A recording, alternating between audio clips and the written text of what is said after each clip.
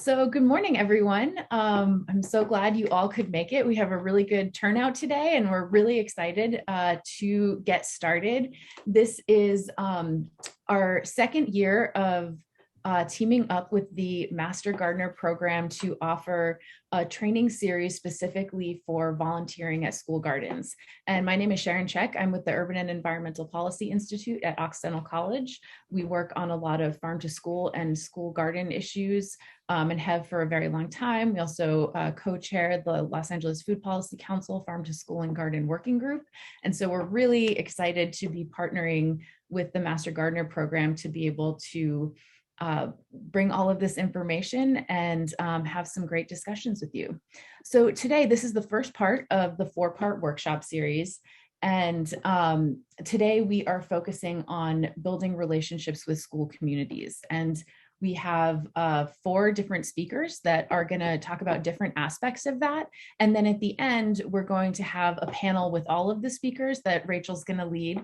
And and this will also be an opportunity for you to ask any questions, and we'll have a little Q&A at the end of each presentation, but then at the panel is also another opportunity to ask questions.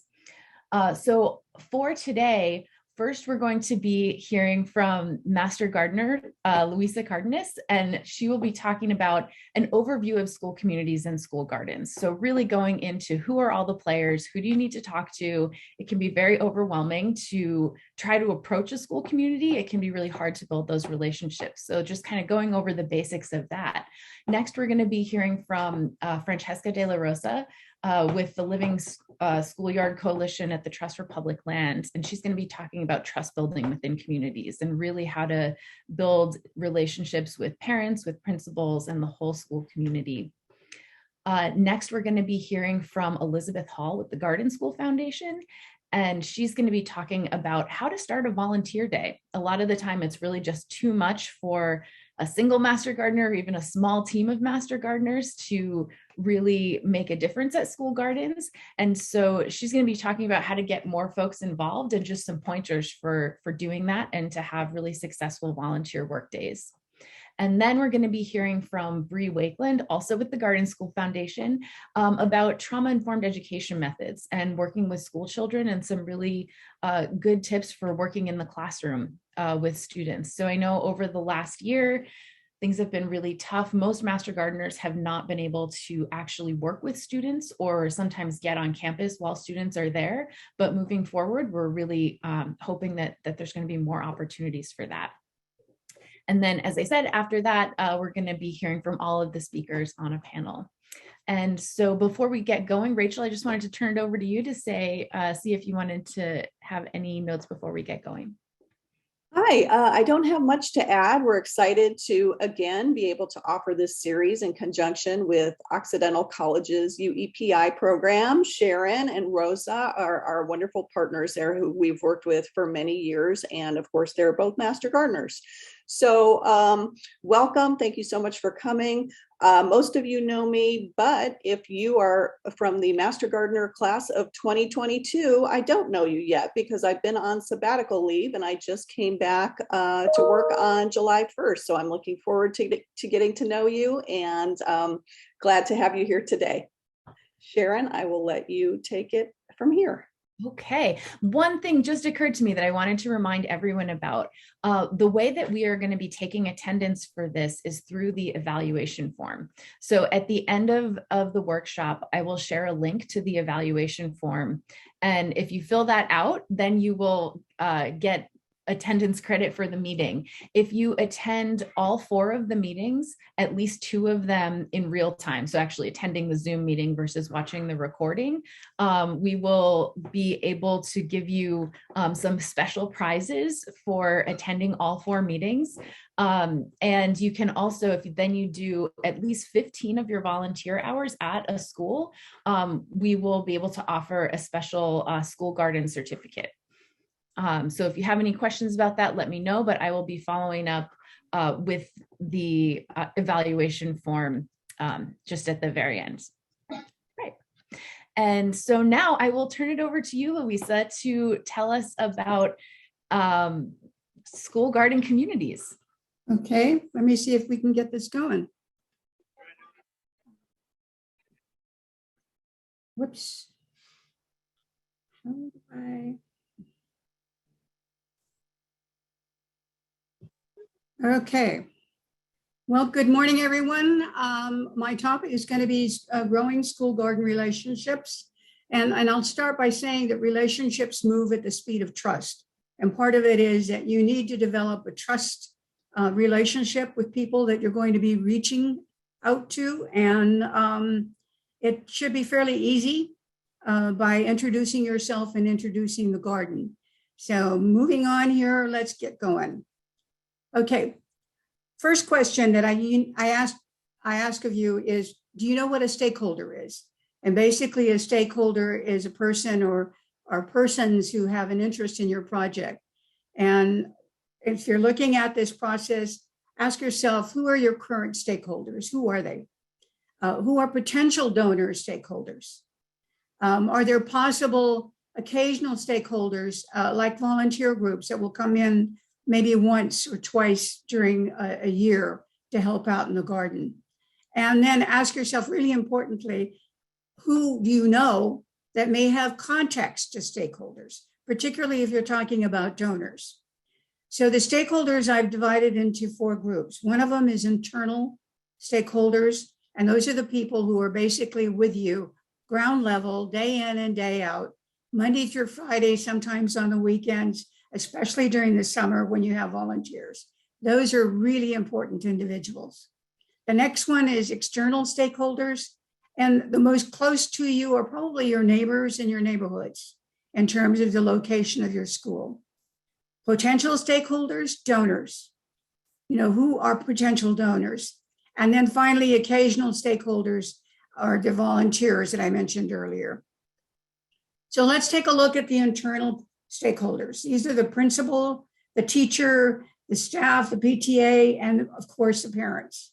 The principal is really important because he or she will be able to help you with things like establishing NPO status and getting a tax exempt status, letters of support that they can provide when you're applying for grants, definitely a liaison with the PTA and liaison to the district offices, like facilities, services in terms of irrigation problems or maybe having some mulch delivered to the school. The assistant principal, their role varies from school to school. Sometimes they work on special projects. Sometimes they just simply assist the principal. In some instances, they are the direct contact with you in terms of what is going in the garden. We also have an academic coordinator, and sometimes the assistant principal is the academic coordinator. And this person is responsible for the curriculum, the academic calendar, special programs that you might have going, field trips that might include visits to gardens. So that person is really important to you on a day-to-day basis. Teachers, obviously, they're involved with lesson plans. They have indoor labs, perhaps, and then applying those indoor labs to an outdoor living classroom in which they're actually taking the students into the garden and teaching them what they've already learned about photosynthesis or about irrigation or about pests, about butterflies, whatever the lesson might be. And they can also encourage parents to participate, especially if they're meeting one-on-one with a parent. They're really helpful in that respect.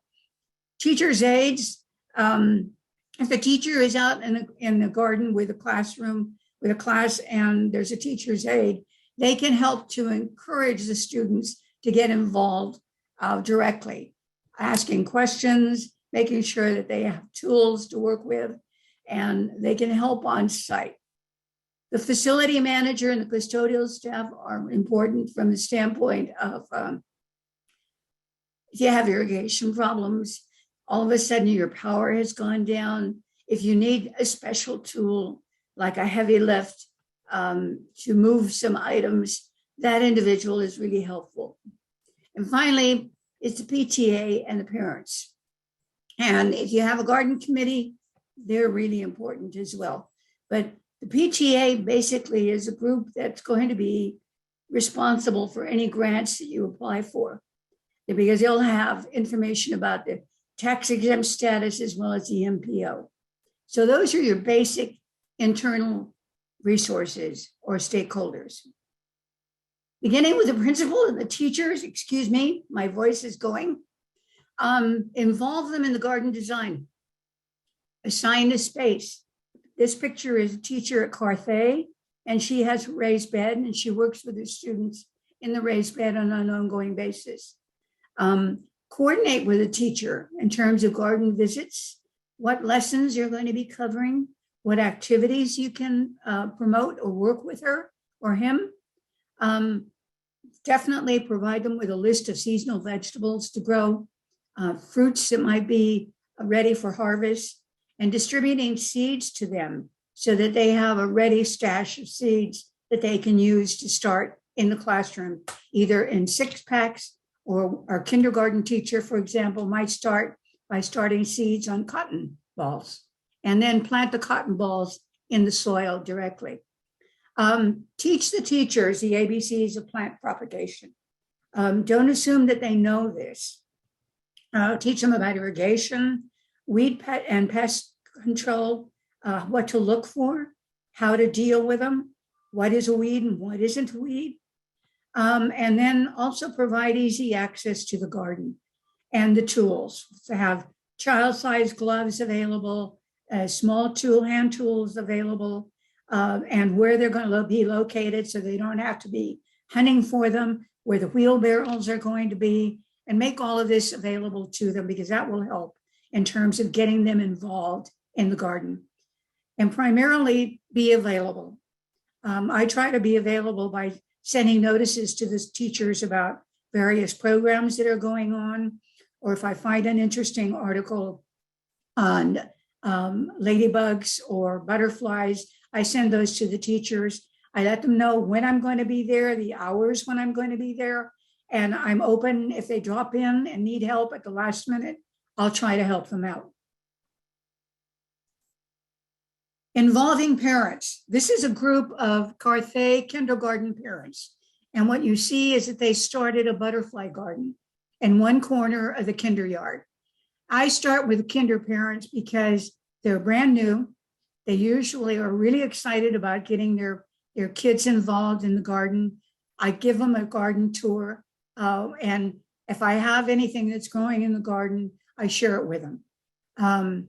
I also join the PTA and attend as many meetings as I can and make myself visible to them, answer any questions that they might have about their own garden, as well as what's going on in the school garden. Offer garden tours when you have a welcome back to school program for the parents, and that's usually in the fall. Maybe around the end of middle of September, they'll have a back to school open house kind of event. And I have sign-up sheets, I have garden information sheets. I'll have seeds or seedlings that I can share with them to make them more involved with what's going on in the school garden. Ask them what they would like to see growing. Some of our parents want to see plants that are basically from their home countries. So we've had some really interesting sweet potatoes, for example, growing in our garden. Develop a one-page bilingual welcome to our school garden program. Mine happens to be in Spanish because that is the basic, our school is basically Latino. And so I have one in Spanish that I can give out to them. During teacher-parent meetings, there's always a night in which parents can meet with the teachers during the school year. I try to be there and set up a table and give out information. Having taste testing. When we have special programs like the holiday program that we have, I'll have samples of herbs, and sometimes we have extra eggs from our chickens, and so I'll give those away to the families. It's about the time that our citrus is available, so we bunch up a little packet of citrus and give those to the families. So that gets them connected with the garden again. And really important, involve your parents in the school garden committee. We're very fortunate in that we have, this year, we're going to have 2 parents who are going to co-chair our garden committee. And we try to get them involved, to get the parents, other parents involved in the committee. So our committee consists of parents, the principal, a couple of teachers, maybe 3 or 4 teachers, and of course, myself and the other MGs that work at Carthay.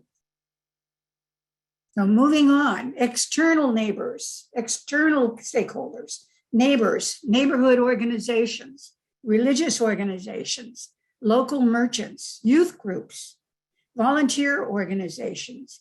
Big one is Big Sunday, which is always fun to work with, colleges and universities, and of course, master gardeners. The neighbors and the neighborhood organizations are fairly easy to identify. Almost all the neighborhoods have a neighborhood council.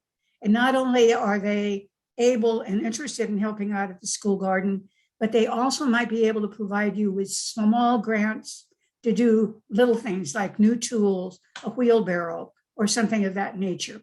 Religious organizations, churches, temples, spiritual groups, they're always looking for ways to volunteer and become involved.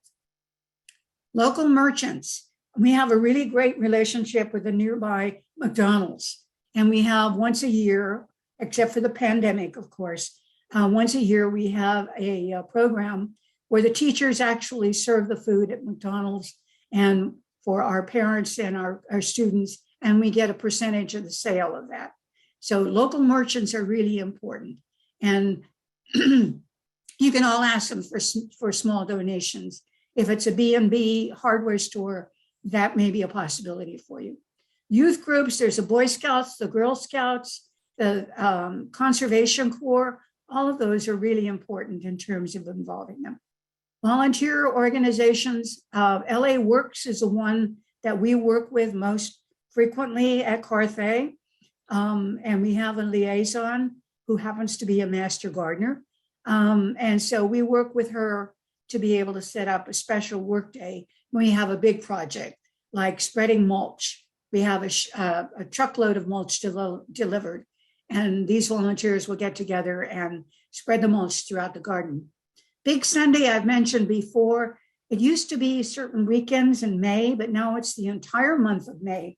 So if you have a special project at your school garden and you want to get a large number of people involved, get in touch with Big Sunday. They not only will provide you with a small amount of money to help out, like with refreshments, they also provide you with t-shirts so that everybody that volunteers goes home with a Big Sunday t-shirt. Another possibility is colleges and universities. We've worked with sororities and fraternities and social clubs. We have had over the past 2 or 3 years, a group of Asian students, Asian American students and Pacific Islanders who come in and they're a sorority and they work with basically the school gardens and obviously master gardeners. If you're having a work day and you need some extra knowledgeable help, then master gardeners are really helpful. You can assign them to a team and they can help out with that special work day. And right now we have about 4 master gardeners who work with Carthay on an ongoing basis. So don't forget us, okay? All right, who are the external stakeholders? I've already mentioned them. And what I would like to stress is the last one. You have government agencies and representatives. We have a really good working relationship with our city representative, our county representative, even at the state level. And we haven't really developed an ongoing federal relationship with somebody from the federal government, but I know a couple of gardens who have. They have a representative who comes and visits their garden. What I would recommend that you do is prepare a 1-page fact sheet about your garden that you can hand them so that they will have that information. I have a generic business card that I can hand out. I did one online, really easy, not that expensive. If you're going to approach local businesses, carry a copy of your NPO letter. And that also has information about your tax exempt status. And I always like to put mine in an envelope so that I can just hand them the envelope and then they have it to hold on to. Hold an open house and invite the neighbors and the local businesses, local churches to the garden for the open house and get them involved in that way. And also always have a ready wish list, not a big one, but a small wish list in terms of things that you might be able to use on an ongoing basis, like hoses or gloves, children's-sized gloves. That's always a good seller, is children's-sized gloves. So get them involved in that way. Occasional stakeholders. I've already mentioned LA Works and Big Sunday, but there are also civic clubs and senior organizations. We had a group from the Chinese Council and Business Council come out. And this was a Chinese Council General who brought about 30 of the business members of the Chinese Business Association to Carthay, and they planted trees for us. So that was a really great contact. College and universities, fraternities, sororities, campus social clubs, local churches, youth groups I've already mentioned. Also work with your nearby high school senior community service counselor. All seniors have to do community service. And that's one way to get involved with having senior students come and help out either on an ongoing basis or on a big workday basis. We also invite our former students and their parents back to the school to help out. And local merchants, realtors are really important, particularly if your area is in an area where you have a lot of turnover. We've had realtors who have sponsored a variety of different projects on our campus. Big box stores, definitely Lowe's, Home Depot. Corporations. We had a donation from Ronald McDonald Charities for our greenhouse. So corporations always have, and big box stores always have a component in their charter that basically relates to community service. The LA Rams has one, Lowe's has one, Home Depot has one, McDonald's has one. Find out which one of those is available. And all you have to do is go online and Google them and then look for community services or community representatives or outreach. And they're a great resource. I'm going to touch a little bit on volunteer work days because I know Elizabeth is going to be talking more about this. But basically, preparing in advance is really important. Excuse me. And she'll go more into this. But one of the things I really want to stress is follow-up. Follow up with the groups and send them a thank you note. And we have a standard postcard as well as a sheet that has a picture of the Carthay Garden. And then we include their name at the bottom. And it's sort of like a little certificate that says thank you for your help. And finally, have fun. Take photos and make those photos available to your participants for a workday. I think it's really important to let them know that you care enough, that they've been there and they've been helping. Okay, that's it. I'm done. Wonderful. Thank you so much, Louisa. What a wealth of information. If anybody has any questions for Louisa, we have a couple minutes that we could just do a couple questions. I don't think I see anything in the chat. So can you hear me? Can you hear me? Yep. This is BJ. Yeah, Louisa, thank you so much for your presentation. You were really, really in depth with all the people. I was wondering, you said you had a follow-up. Is there a follow-up doc that you basically do checks and balances of, making sure that none of your stakeholders or the people that, the people groups that you deal with are left out of the conversation or the process? Do you have something that is like a piece of paper that you have, you've created that says, listen, this is what we want to do, making sure community stays community? Because I really like how you've done that. And if you don't, I'm going to jump on it. Are you asking for a copy? Is that what you're asking for? I'm asking if you've already created something because I don't believe in recreating something that's already out there. Can you tell me if y'all have to take two? Okay. Okay, I can make that available. Yeah, I would love that. Okay, sure. Yeah, thank you. Oh, hi, Luisa. This is Lily Costa. Hi. Hi. I wanted to ask you, this is my first time. I'm just graduated as MD, and I'm beginning at a school in September. And I want to start small. What would you recommend as the first steps? I'm meeting with the principal, and I heard a lot of good ideas, but if I want to start small, where should I begin? With the principal and the PTA. Okay. Okay. And basically have an outline of what you want to do. Are you talking about a raised bed? Are you talking about in ground? Do you have a site? I'm going to visit next week, and I'm going to get to see the space. Okay. What that is. Okay. So I wanted to have this meeting with the principal, and then maybe start the contact with the teacher, and then find out, as you said, what would be the best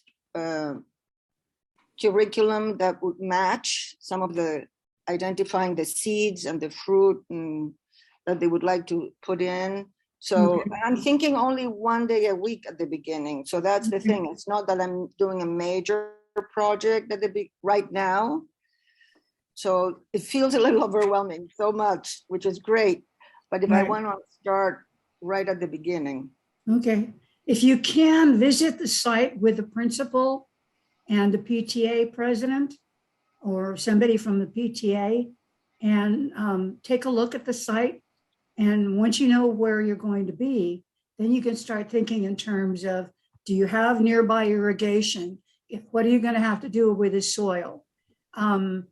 As far as seeds are concerned, plant something really fast growing. Radishes. Radishes will be up in no time at all. And then you can start with some of the winter lettuces, maybe, because those come along fairly fast. But basically get them involved in looking at the site and letting them know what your vision is, and ask them for their input. Ask them what their vision might be and who might be able to help out. Okay? Thank you. Okay, and then Luisa, I'm Luisa with an O. Anybody else? I put it in the chat, Louisa. Thank you. Right. So in the chat, we have, please provide the contact for Big Sundays in the Master Gardener website. So we will be sending out some resources. So we can send that out. Louisa, if you share that with us, we can send that out along with the other resources from the workshop. Yeah, I have a resource sheet, and the information for Big Sunday is on there. Thank you. Wonderful. What else do we have? Lisa, this is Amy. I had a question about establishing NPO status. What are the quick steps to become an NPO?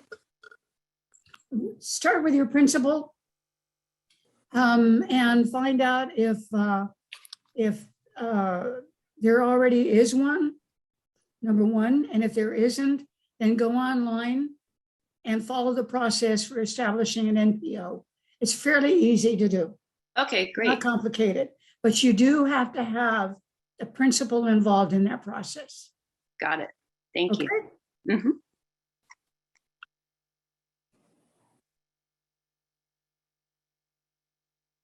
Right. Any more questions? Apologize for the throat. It's allergy season. All right. Well, thank you again, Louisa. This was so informative. We always love hearing from you and your many, many years of experience and expertise.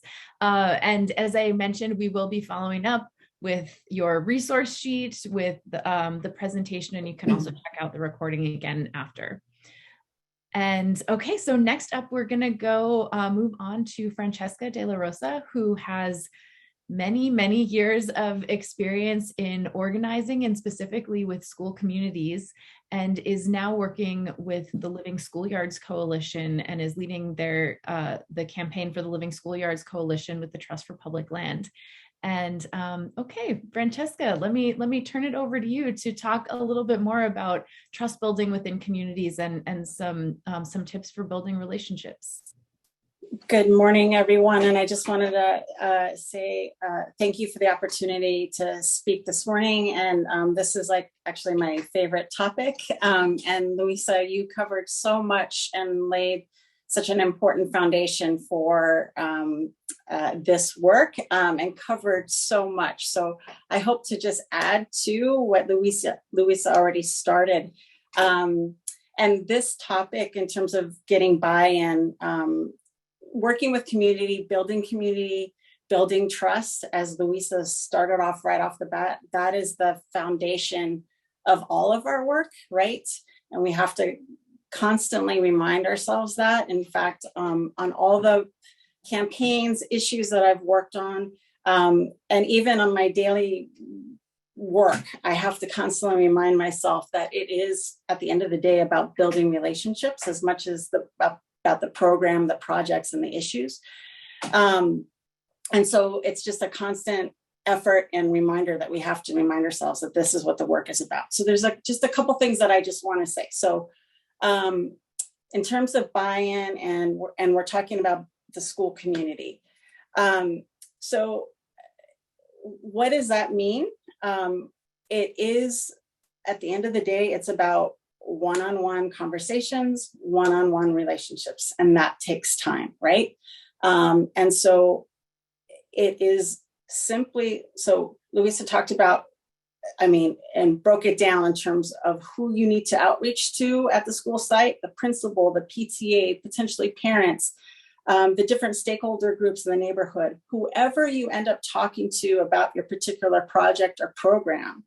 It's about initiating a conversation. And I would argue a couple things. One, it's not only just talking about who you are and what you want to do. It's to remember that the way that one builds relationships and builds buy-in is understanding what motivates individuals to want to become involved or what they're interested in, right? So the purpose of having a one-on-one conversation with a principal or with the PTA president or with a parent leader is not only just to talk about your project. I would say, number one, if you're starting small, is to first identify what are their needs at the school site? What are their priorities? What issues and concerns what issues are they facing on the school site, right? What are the challenges that they're currently facing? What is their own vision? Before you're arriving at the school site, we shouldn't make an assumption that, right? We should never make an assumption that our work, our project is actually wanted, right? I think that's really, really important. So number one, let's identify what are the needs, what are the priorities, and that starts with asking questions of the targets that Louisa just outlined, right? And then two, be able to identify what would motivate them. What is their individual motivation for wanting to have you on campus? A principal's interests may be different than the PTA president's interests, right? Or the PTA mom's interests. A parent's interest for having you there may be different than a youth member's interest, right? But that's how you start, by having those one-on-one conversations, identifying needs, identify priorities, and then figuring out after these conversations how your particular project and program meets their needs and also fits within the school community. So that's number one, building relationships, understanding motivations. And then in those conversations, they get to know you and there's a genuine relationship being built. Number two, I would say what is key in all of this work in terms of this community buy-in, community building effort is, I think, I'm going to be just blunt and direct, be vulnerable and, let go of the ego. I think the work that I do is the most important work there is. I always have.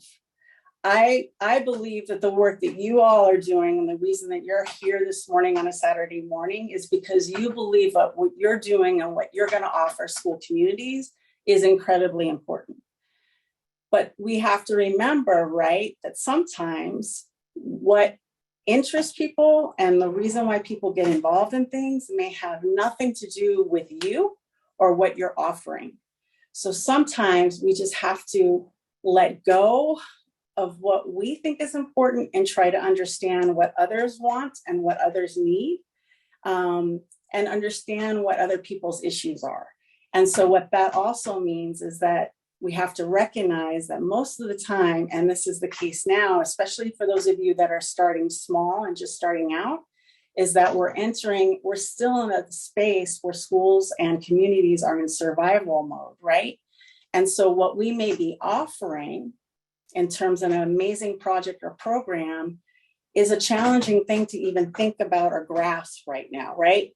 And so a new project, when you're trying to retain students and keep schools open, a new project when the parents are just struggling just to put food on the table, a new project or classes when kids can't focus and they're right. There's a lot of things that community members are facing, and so sometimes we just have to let go of our own ego and what we think is important, and just give space and time to let the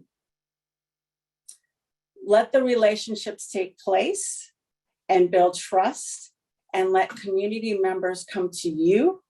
And I want to give space to talk about this a little bit more, because I know we don't have a lot of time, but that is really key, because one of the biggest mistakes a lot of us make, and I've made it many, many times, is that we can go into a community space or go into a school setting, especially, and say that I have this, I'm ready to go. And sometimes folks aren't ready to go because they have other interests, other needs, other demands. And if we're going in too hard, we may lose them. And so sometimes it's just like stepping back, being vulnerable, and letting other folks say where they're at, and then giving time and space to see where the opportunity is. The third and final thing is, I will just say, in terms of getting buy-in, is, and you're starting out, and even if you have an amazing flourishing program and you're constantly wanting to keep folks engaged, is don't be afraid of the word no, especially if you're talking to a principal, a parent, the PTA folks, the parent center. I'm not interested right now. I don't have time right now. This sounds great, but we don't have the funds. This sounds great, but seriously, we're in the midst of COVID. There's too many demands. The word no is something that we all will probably hear many times in the next 6 to 12 months for sure. And I think all of us, I'm sure, have lots of experience in hearing the word no. But our work is important. We know exactly why this is important for school communities. But if we take the time to build these relationships, understanding what the needs and priorities of folks are, if we do hear a no, but we don't write those individuals off and try to focus on others and build relationships with others on campus. So for example, if a principal says no or shines you off, that doesn't mean that you have to, it may just mean that there may be other targets on the school site. If the parents aren't on board or the PTA isn't on board, well, maybe that there is other folks, other teachers that you should be focusing on. Or maybe it's again, stepping back and maybe saying, maybe this isn't the time for this particular school site, but I could take my expertise, skill set, and commitment and passion and go to another school community, work there, and then return to this school community when they're ready. And so I would just say, in terms of thinking about starting small, or organizing and building up, entering in a school community, what are the 3 things to remember? What are the motivations? Be vulnerable, drop your ego, and don't be afraid to say no. And I'll just give you an example of one of the campaigns that I worked on that I talk about a lot and folks are often interested in. When I was doing school food organizing work and years ago, and we were doing healthy school food organizing. And the whole effort was reforming the cafeteria meal program. And part of the work was advocating for more school gardens on campuses.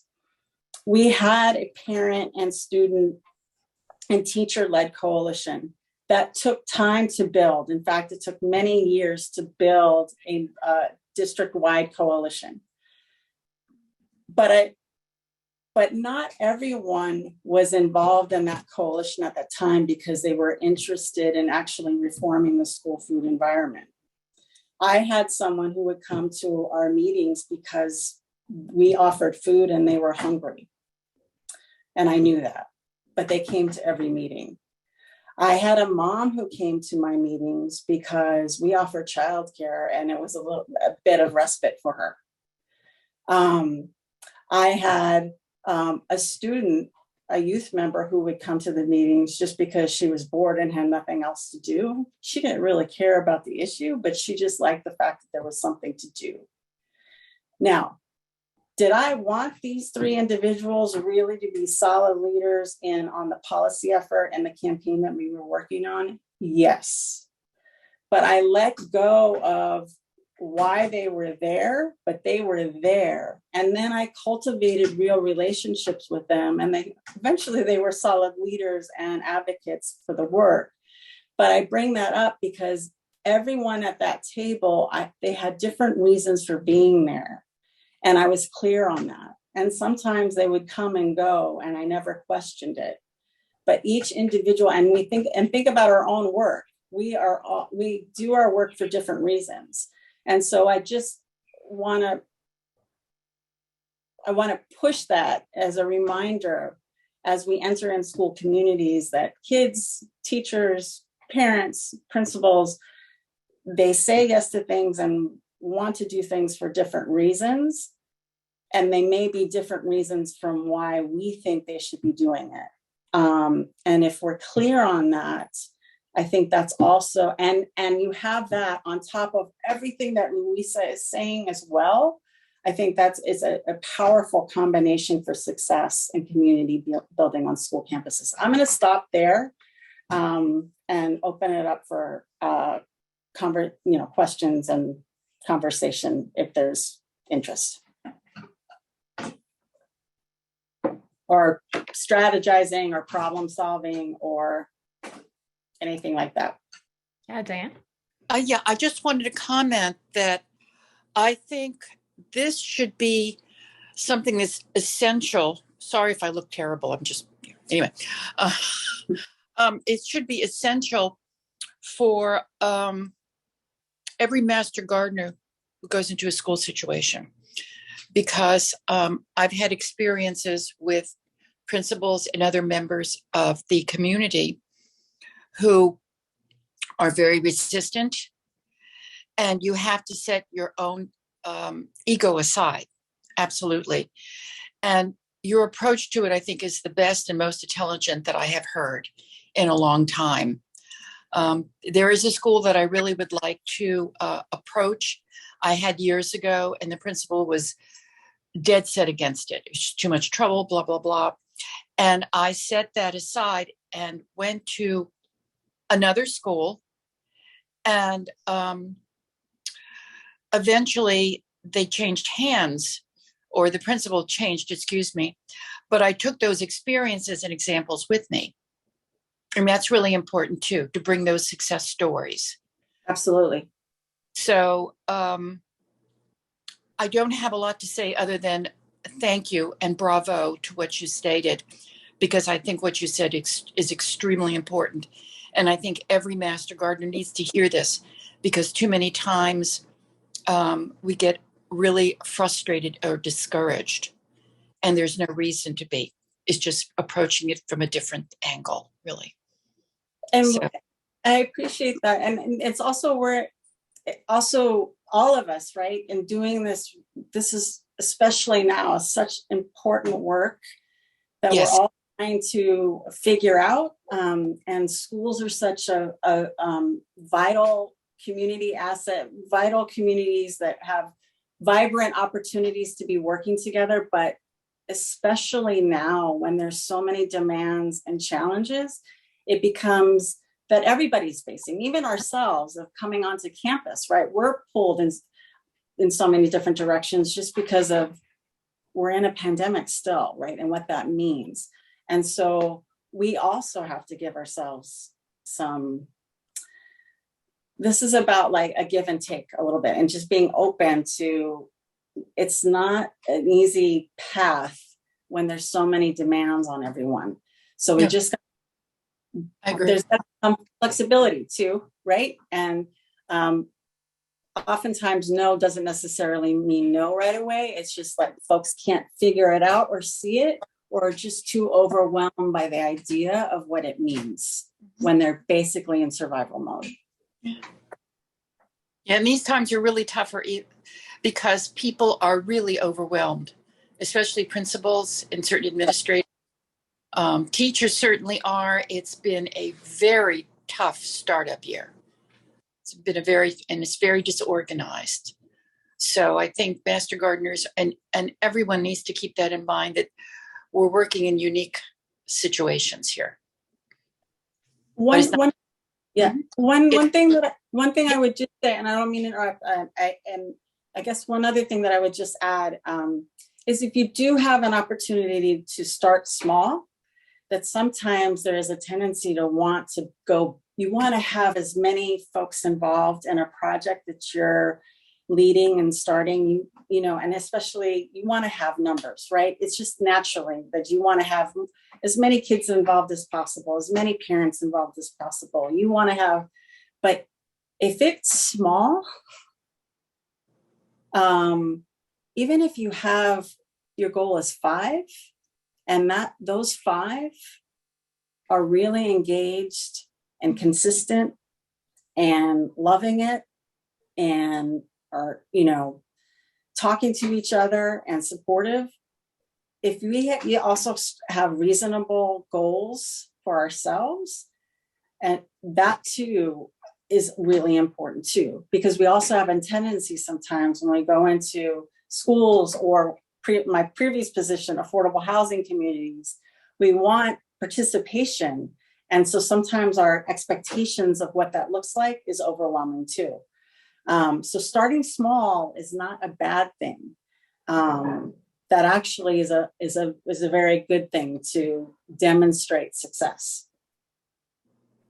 Thank you. I wanted to add to that, having experience at a couple of different public elementary schools, is that, you know, I started with one class, and then the more people see, you know, teachers and parents, they want in on that.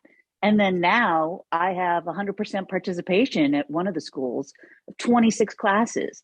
And it's nuts, but it's so, I mean, the kids love it, the teachers love it, and we coordinate, and I have parent partners and administrative partners, and it's about growing it as, you know, from a little seed, pun intended, and then just getting the buy-in along the way.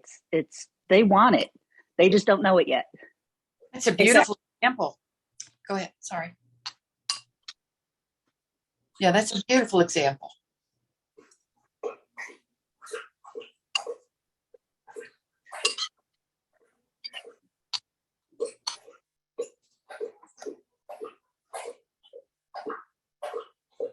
Are there other questions, comments, concerns about the upcoming year? I guess I was going to add also, with a couple of different like special projects, as I've had parents who are very passionate, and a lot of parents and teachers are just looking to be able to find control in their lives. And, you know, passionate people come at me with ideas and things they want to do. Like everyone's very much wants to get composting off the ground, which is I found to be really difficult and not, unless I have a strong partner, it doesn't work with just me doing it.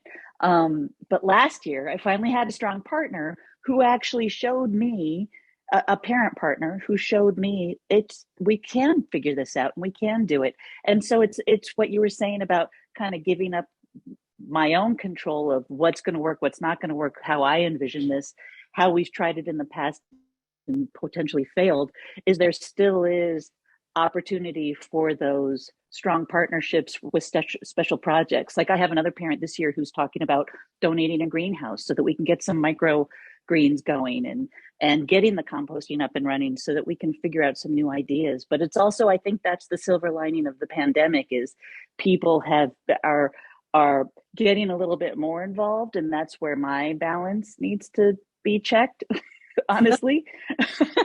So but it's good. Yeah, and I appreciate that I like how you said, like, when folks coming at you, that like when folks come at, I think that's a really important. Yes, it's that balance of folks coming at you with needs, desires, and a push for where they want you to go. And then to remember that as when you're approaching for others, as you're starting programs and projects, you don't want to come at school communities and community members too. Like I appreciate that frame of like coming at people. That's exactly what we're talking about, of like, this is about conversation and relationship building, trust building, figuring out where things work. I think that description of not wanting to come at someone with your ideas or, your vision solely, I appreciate you bringing that up, because that's what we want to try to avoid. And then at the same time, when folks are coming at you with all of their energy and desires, we want to be also really honest about what our capacity and what we can do, and then be open to here's what's possible with other partnerships and what we can deliver, but never overselling what we can or cannot do, because that's a big deal breaker right there in terms of breaking trust. If we oversell, that we promise the moon because we want to keep responding or meeting the needs of all the folks and I've done that. I've been guilty of it. I've done it because I don't. And when they came to me this year with the composting thing, I was like, have at it. And they made it a 5th grade project, and it was totally successful. And I was like, oh, okay. And also remembering in the sort of, it doesn't need to be a battle, it's gardening. And and the ultimate goal is teaching the kids about food and whatever else we're doing, and sustainability and ecology and all that sort of stuff. So it's like, we're all coming from a good place, but right. And let's keep it all in balance. Any other questions or comments or anything for Francesca before we move on? Wonderful, and thank you, Francesca. Oh, I appreciate the conversation. I hope to work with all of you in the coming years. I just want to say, though, because Master Gardeners have been instrumental in all of the work that I've done over the past 10 years. So the work that you all do is critically important. So I really respect all the work that you all do and the training that you have and the expertise that you offer. So this has been a really cool opportunity to have a conversation with you guys. And yes, and Sharon and Rachel, this could totally be a whole day conversation and be a cool opportunity to do that. But thanks, you all. Yeah. Thank you so much, Francesca. Such wisdom, and just, I so appreciate the way that you're able to just frame these points and really frame the role of Master Gardeners and to really think about how to engage, how to build trust and how to really gain buy-in and build community. So just really, really appreciate that. one thing that I also wanted to announce, just as we're moving on, is that there is also going to be a Living Schoolyard Coalition meeting. Thank you, Sharon, for the plug. That is going to be on Saturday, July 29th at 9. Friday. Oh, sorry, Friday, July 29th. I'm Saturday today, at 9:30 a.m. And we can share the flyer in the chat. I'll do that in a moment as well, if anybody is interested in attending that. I think it'll be a really great opportunity. So yeah, all right. Thank you all. Thank you so much. And next we're going to move on to Elizabeth Hall. As I mentioned, she is going to be talking about volunteers and having volunteer days at school. And we're really lucky to have her here. She is in charge of outreach and development at the Garden School Foundation. And yeah, take it away. Well, thank you so much for having me. I'm super excited to talk about volunteer work and especially work days. I created a little presentation, which I'll share, but just a little bit about me. I have worked with Garden School since 2016. I started as an AmeriCorps fellow and then transitioned from there into doing the internship program and then into the volunteer program. And now I'm largely doing outreach and development and volunteering because I just really love the volunteer program. So I'm going to share my screen real quick and then we'll get started. Just a moment.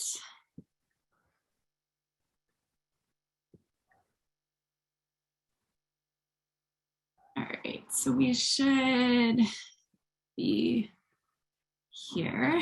Perfect. So, great. So I'm just going to talk basically a little broader than work days because right now with COVID, the realistic possibility that we can have really large work days might be evolving. So I kind of am going to talk more broadly. So here's just some volunteers at our garden. This is our flagship garden, 24th Street. It's an 1.5 acres and it's a really large space. So we do all our really big work days and events here. And just a little bit about Garden School. We do provide in-depth garden-based education to children at public schools in LA. We strengthen the connections between food justice, environmental stewardship, and community health. We currently serve 9 Title I schools. We reach over 3,000 students each year with our garden and nutritional cooking program, which is embedded in the school's regular day. So students spend a minimum of 120 minutes in the garden each month. Our programs are really based on 2 core beliefs. All children, regardless of socioeconomic background, geography, disability, deserve access to fresh foods and safe green space, as well as hands-on learning and project-based education. We also just feel that public school sites have the greatest potential for reaching children and for education. So that's why we base our operations in the school system. So here's some more of our volunteers. We run these free farmers markets at 24th Street. They're largely volunteer based, where we partner with Food Forward. We go pick up produce, as you can see, and then we distribute it to our families. It's about 2,000 pounds per market, and they're held twice a month. And we usually get a pretty good volunteer turnout for that. So I think a great thing when you're creating, before you do recruitment, is to really get a sense of what are the different ways I want volunteers to be involved in our garden. And so we offer as many opportunities as we can. So we like to offer day volunteer hours, weekend community garden days. The farmers markets take place early in the morning. So from like 6 a.m. to 9:30. And volunteers can actually do pickup, which is before work. So for people who work a lot, it actually is like a great way to get those people involved. So just creating times that are convenient to people is really key. We do a lot of private events for our corporate sponsors, and we also have a really robust internship program. Some of our interns are paid and some are volunteer, depending on the program. So again, before we recruit volunteers, we love to do a survey at the beginning of each semester of every garden site and create a semester-long plan for what are the highest needs projects and which ones are ideal for volunteers. And so when volunteers come to the garden, you don't typically want them doing the same task every single time they come because it's harder for them to discern their own impact. So we really try to have a clear idea of what we want the roles to be and also the impact so that we can leave volunteers feeling really satisfied and like they really made a difference. And for large groups, we create different workstations throughout the garden. So I'll go into that a little bit more when we talk about running a big work day. But I think just creating a plan is super helpful to keep you on track for the whole year.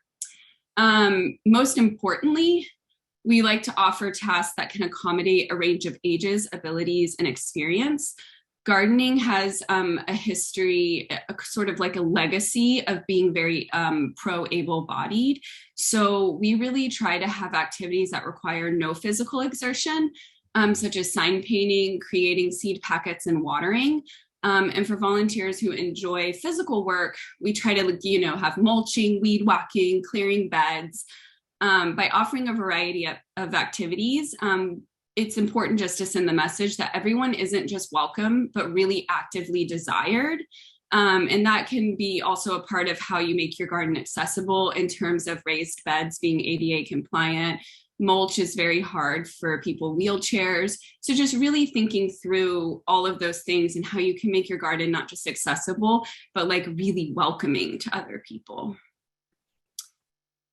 So just a little bit about volunteer recruitment. It seemed like y'all had kind of talked a little bit about this, before.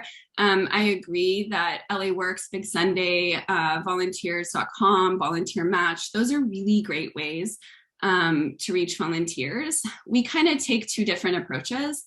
So when we think of volunteers, we have regular ones, right? And those are ones who are going to come into your garden, like several times a week, potentially several times a month. Those are like great volunteers to have because they can actually be trained and then take agency in the garden and train other people. And generally that's a very rewarding experience for volunteers. You also at work days work with mostly one-off volunteers, right? They're part of a service group, a Girl Scout group, something like that coming in. And the recruitment for that's a little different, right? You're really trying to cultivate and build relationships with both. But I think understanding kind of the difference between them is really helpful. I do recommend posting as soon as possible for large events. Most people do need more than 30 days notice. So at the beginning of the school year, we try to post all of our volunteer events on all of the sites, giving groups, especially groups with children, they need a long time to prepare. Another great way to get volunteer groups in and diversify the amount of volunteers you have, maybe outside of the gardening community or people who aren't necessarily experienced or interested in gardening, is soliciting corporate groups. I'm a big fan of the cold call. So I love to just look at all of the businesses around a particular school and just send out cold call emails to them. And I use a template saying, hey, we're located within like 2 miles from your group. We love to host team building events. We have this garden. If you guys are looking to do something, that can be really nice to offer that as an option. So we also partner with local universities. This is one of the best ways to recruit regular volunteers. And so again, this is a cold call process unless you just happen to already be involved in a program. So for instance, we partner with the UCLA MBA program because they do a lot of volunteer board activism and things like that as part of their program. And so we asked if they would be interested in building work days as a part of it, and they were. And so we've had large groups come out from them. And a lot of the people, it's the first time they've been outside in a really long time. And it's very rewarding for people who otherwise are hunched over a computer all day, to get out there. And also professors already require volunteer work often on their syllabuses. And it's just letting them know that you're a great service site for them. I also recommend cold calling sororities. We did this at USC because our main garden is located like 5 miles from there. And we've had like a 6-year partnership now with APO and some of the other service organizations. So that's a great way to do that. They often have regular retreats every year that you can pre-schedule from year to year. If you are looking for interns, I don't know if you guys are familiar with Handshake. It's the kind of like hub for all the universities to post both job openings and internships. You can post one call and repost it to like 10 sites. It's a great way to connect. I also recommend directly connecting with the person who approves the Handshake accounts. Just shooting an email, maybe a Zoom call, being like, hey, I'm with Garden School. This is what we do. We love to have interns from your school. Every person you talk to within a university is another person to raise awareness about the work you're doing, and also to recruit volunteers. So they're a great resource. So when we think about preparing volunteers for a site visit, again, how you prepare them is going to differ, whether it's a really big work day where maybe there's a lot of like sign-in protocols versus one-off. But either way, the number one thing, which seems really obvious, but sometimes can get lost, is just building excitement. You just want to be so excited that they're coming, emphasize their impact.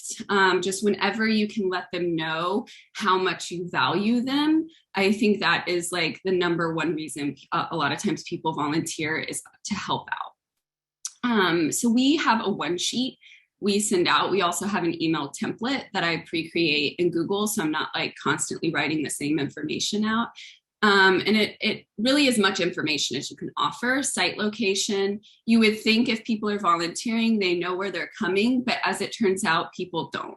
So putting the address with the zip is very important. And I also just immediately link it to a Google map so that there can be no confusion. For instance, our school is 24th Street. There's quite a few 24th streets across LA.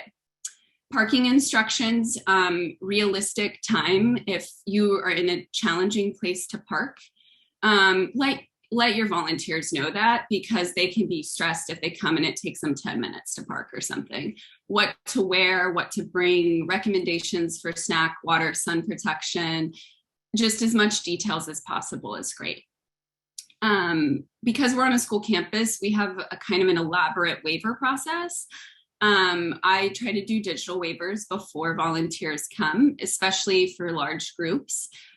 This is often not something people like doing, so we also always have hard copies.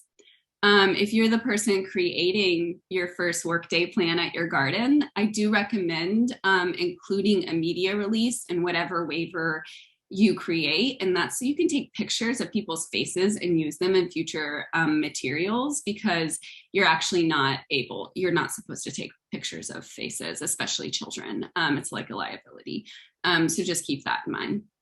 I think the most important thing to designing a volunteer program for yourself is just to, as you volunteer, as part of the Master Gardener program, take note of what you do and do not like about the experience, and incorporate those observations into your approach. How did it make you feel when you arrived? Did you feel welcome? Did you feel confused or isolated? Did you love the experience? What specifically did you love about it? All of those things are typically going to be things other volunteers share, so they're just a great way to base your program off of. So here's some more of our volunteers at this farmers market. They prepare these bags, and we let the school community come by and pick whatever items they want. So kind of the most important part, right, of volunteering is just the experience volunteers have. And I think volunteer days, like work days, can be large. Ours, pre-COVID, were around 75 to 100 volunteers. That can be a little stressful checking in groups, especially if they all try to come at the same time. Like say your day starts at 9, everybody's there. And so I try to put on my list of tasks, something as basic as greeting volunteers and thanking them for coming, because it seems really obvious, but in the hustle and bustle, you can actually forget to do that. And so even if you do forget, I try to leave enough time after the check-in process before I myself start my next task, maybe it's weeding or something, to go around to every group and introduce myself and thank them for coming and try to learn a little bit about who they are and all of that. I just, again, can't emphasize enough how important it is to build excitement and be just really pumped about whatever task you're doing. Excitement is contagious, and people want to lead, that's why they're coming to volunteer, is to feel all those feel-good feelings. Again, as I mentioned, the waiver process is kind of elaborate at our campus. We have to check right now for COVID protocols, temperatures, all of those things. But the great news is that it's slowed us down and given us a lot of time to directly talk with volunteers. While you're getting the thermometer going and all that, you can just chat. I will say that, and we'll go over this a little bit later, creating a check-in plan for a smooth flow is very important. So having a designated person who does check-in and a designated person who can say walk people to their stations, who's maybe a separate person, is really great because it gives that kind of hands-on touch to the volunteers. So we found that most volunteers are seeking community when they come to your garden, and a lot of gardening work is independent. And so with Garden School, a lot of times when we were a smaller organization, we would maybe have only one educator on site and one volunteer or two volunteers. And there was always so much work to do. We were separating those people. Sometimes we would just have them working, in the back garden for like 3 hours by themselves. That can be really isolating, right? And especially in a town like Los Angeles, many of our volunteers are just moving to LA and are coming to do this to connect with people.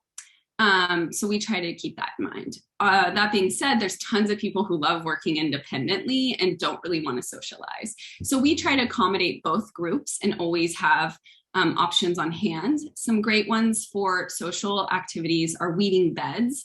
That's a very social activity. You're chatting almost the entire time you do it, and there's always so much weeding to be done. Solo activities are mulching and weed whacking.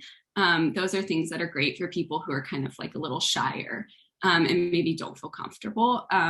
The goal is just to meet people where they are and get them connected in the ways that they want to be connected. So I try to write out on a really big work day. People can feel overwhelmed. So we have a big chalkboard in the beginning of our garden when you walk in, and we write all the different options on the chalkboard so that they're aware there's other activities happening. We tend to also give people suggestions and be like, if you're with this group, you can start here. But if they don't like that task, they know they have another task to do and that they're not just stuck doing it for several hours. I try to check in with volunteers throughout the experience. Again, that seems obvious, but when lots of things are happening and irrigation line breaks and sprays water, you can just be pulled in so many directions. And so I actually put that on my list of tasks for the day, is after an hour or so, just to go around and check in, ask how things are going. Breaks are really important to schedule. Our work days are 6 hours long. And volunteers can sometimes feel like they have to work that entire time. And even if you're like, take a break, at the beginning, take breaks, drink water, they won't. So we try to really schedule in those breaks to make sure people aren't overexerting themselves. So this is what I was going to go a little more in depth in the work days and how to plan them. Again, right now, our work days have been really winnowed down from about 100 people to 35. So we're hoping to resume in the fall our normal turnout. But either way, it's great to have a run a show because it helps keep everything on track, and it takes the guesswork away so that when people arrive at 8 a.m. and they're a little tired, they already know what they're doing. They can just arrive and get right to work. So I just put up a sample run of show that we've done before. And we like to say who our staff is coming, our interns, Mr. Q is our site manager, so he's part of the lead custodial staff. It's really great to have someone like that on hand. Sometimes if you work in a school garden, they may forget to unlock the campus on the weekend. Sometimes those details just slip through the cracks, so having that direct contact is essential. Also, getting the water turned on and things like that if there's a problem. And so like, here's all the things we put all of, oops, my bad, sorry about that. I can't go backwards, but we'll move on ahead. But I did link that run of show for you guys so that you can click on it and look at it later if you get a copy of the thing to kind of plan your own. But again, planning in the check-ins, planning in breaks, all of those things, as well as the multiple different tasks and who's going to be in charge of each station in the garden. We used to have, GSF is run very horizontally, so we don't really, we try to have it as non-hierarchical as possible, but we found that for volunteer days, having specifically assigned people in charge of stations was the most efficient way to keep everybody on track. So yeah, the run of show, extremely important. And I think just planning as much as possible before the event happens. If you're working with a large team, like we're usually working with about 6 people, other staff members and interns, I recommend holding a really short check-in meeting, 30 minutes, 30 minutes, a few days before the event, and just making sure everybody feels really comfortable and feels good doing everything they're doing. So we've already jumped ahead to tracking volunteer engagement and impact. This is a really important aspect of volunteer, the volunteer process in general. And it doesn't matter if your garden is a really small garden, a big garden, we have 9 of them. And the reason you want to track data is really because it counts as in-kind donations, and that becomes really important if you're trying to get grants. It also shows engagement in your garden. And so I think having a really healthy and robust volunteerism in your organization is such a great thing for funders to see. And it also is just a sign of a healthy organization, right? And so in terms of keeping a list of volunteer names and emails, you can do it in some simple, like a spreadsheet, which is what we do, or you can use one of the like Salesforce integrated management systems. And so just whatever method works best for you. If you keep them best by using tags in Gmail, use that. Just the key thing is having it centralized. And then if you leave your position, that someone else can come in behind you and not lose that really valuable information. So we like to count the number of volunteers per event. We track the hours and the specific activities performed. These details are super useful, maybe not immediately, but for year-end reports, grants, impact reports, even if you're not actively doing these things, maybe in 3 years, once your organization or garden program grows, you will want that information. Having a history of data to draw from is so much better than having nothing. If you're the one designing your waiver process, I do recommend consulting with, like a lawyer or an HR person. You can also find them through Googling. As I mentioned, media releases are really important, especially if you're trying to take photos of anyone under 18. Documenting the volunteer event, that's a fun part. I think people love seeing themselves in photos. They love seeing themselves on your social media. Anytime you can give shout outs and snaps to volunteers, take as many photos of all of the volunteers in the garden. People can also get their feelings hurt if you take pictures of just some people and not other people. So I try to take as many photos of each individual volunteer group as possible, without being invasive or anything like that, just so that everybody sees themselves represented in our recap instead of just a few people.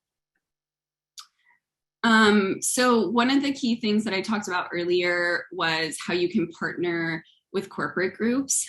So because volunteerism is a key part of what we do at Garden School, and we really want deep engagement so we stress breadth or depth instead of breadth.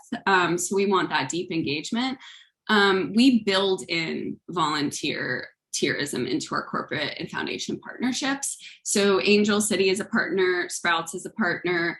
All of these groups, they come actively participate in the program at least twice a semester if possible, because seeing the program in action is so rewarding, but also it really just deepens their connection to the program and lets them know that they're making direct impact, because at our community garden days, student families come, and these markets are 50 plus families. And it's very rare in volunteer work that you're directly in a you're directly interacting in a social way with people, not just in like, I'm performing a service for you. Because when everybody comes to the garden, we're all working collaboratively.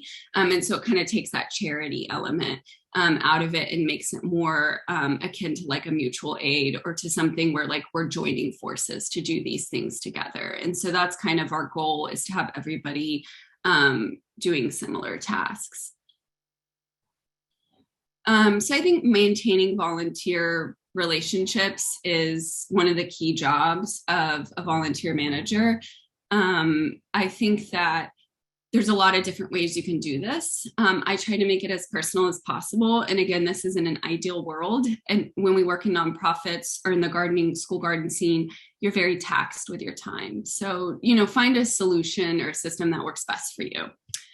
So for volunteers who are kind of more regular volunteers who come during open hours or the farmers markets, if it's their first time, we try to follow up directly with each person to thank them, share photos we took of them, and invite them to volunteer again. I use a template system within Gmail. So I just have to plug in names and attach photos. It makes it so much faster.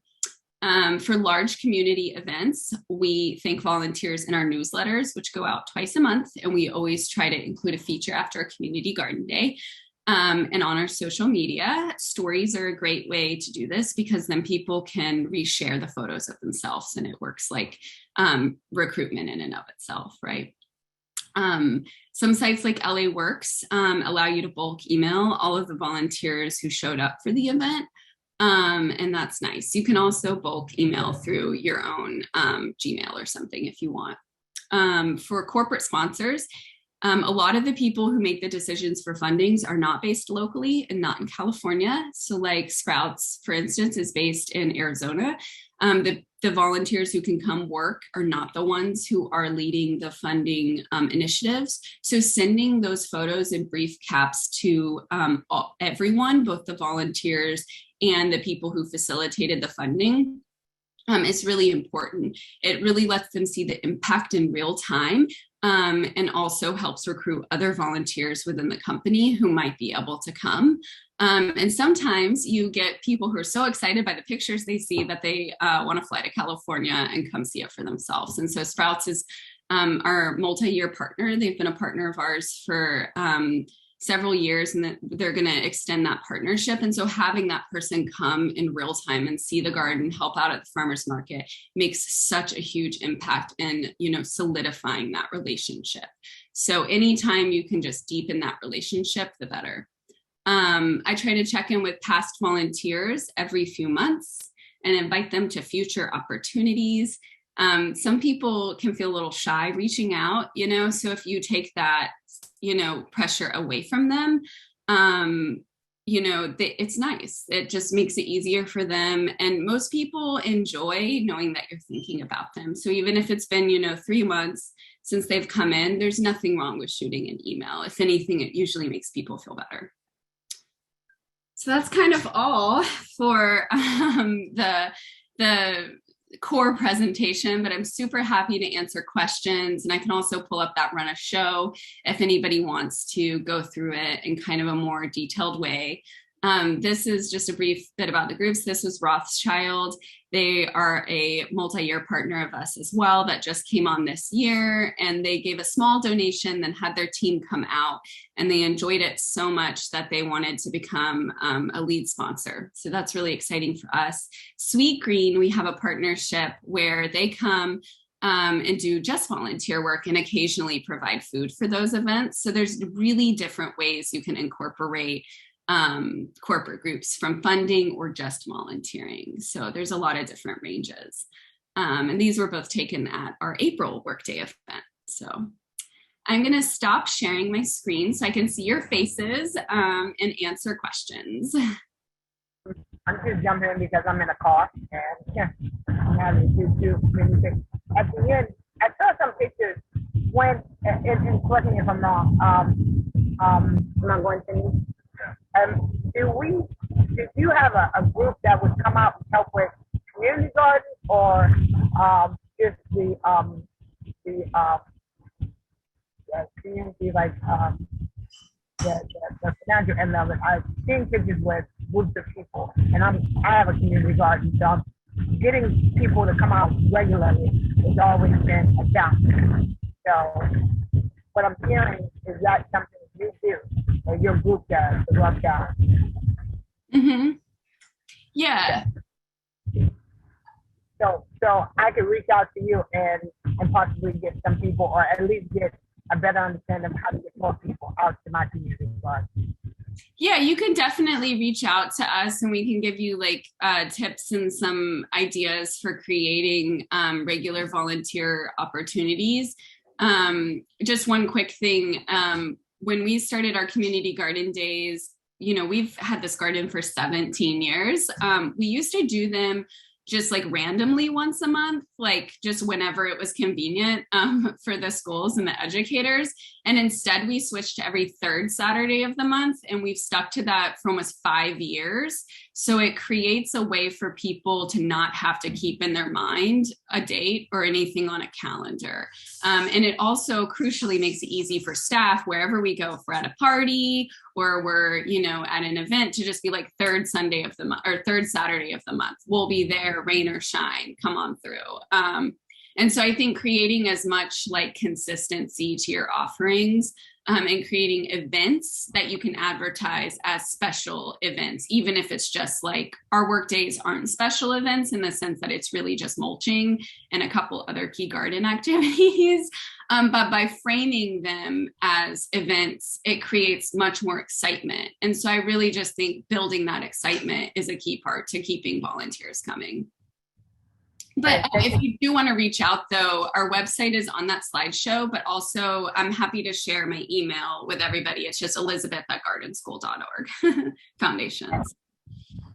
Yeah, I'm going to get that information hopefully through the Master Garden people. I'm in a car right now, so I can't do it. I didn't want to miss this. Thanks so much for the presentation. Yeah, definitely. And I love answering questions. So if anybody wants to email me, I'm definitely down for that. And also, Elizabeth, if you have any info sheets or anything like that that's already created that we can share, we'd be happy to share that with the group too. Yeah, definitely. All right. Well, if there's no other questions right now, Elizabeth, I just wanted to thank you so much for your presentation and for that information that was so comprehensive. And I just so appreciate how you touched on all of these things that I think in my experience, it's like if a volunteer day runs really smoothly, you know, nobody thinks about it, but it's because somebody behind the scenes is thinking about all of those different steps of, you know, greeting people, of the COVID protocols, getting emails, doing all of that. And so I think even just seeing what's going on behind the scenes and really having that type of checklist and that type of information to just really be thinking about all of the things to do that will actually make it be a really smooth experience for volunteers and keep folks coming back. And then also just all of those resources that you have in terms of where to recruit volunteers, places that you wouldn't necessarily think of, but that can really be amazing in terms of keeping gardens going and really getting folks out there. So thank you so much.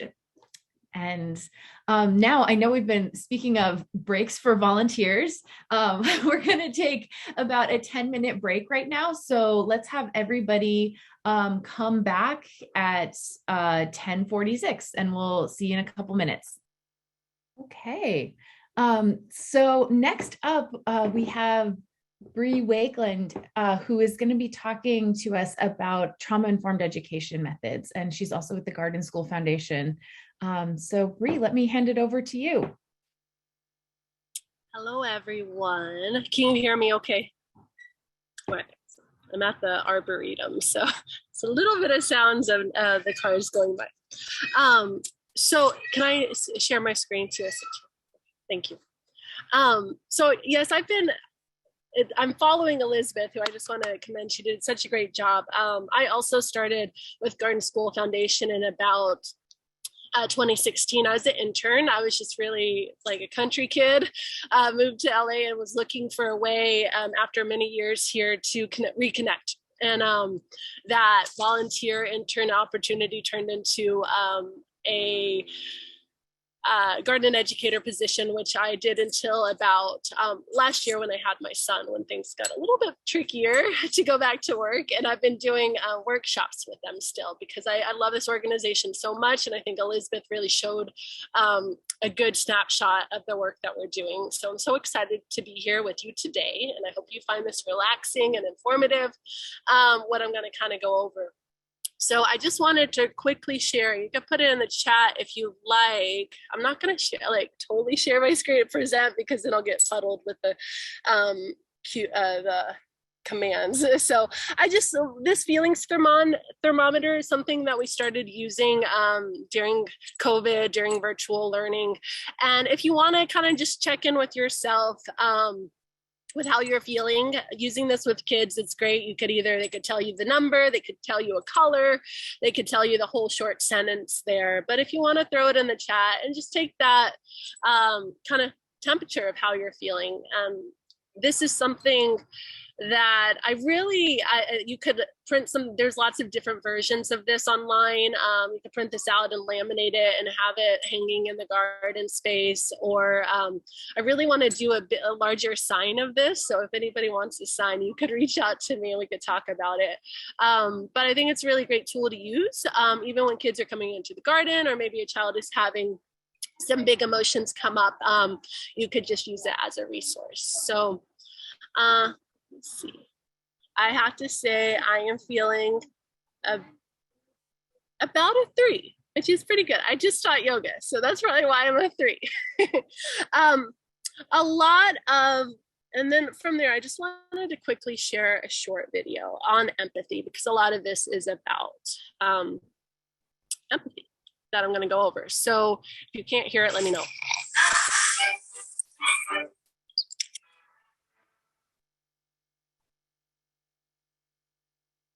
What is empathy, and why is it very different than sympathy?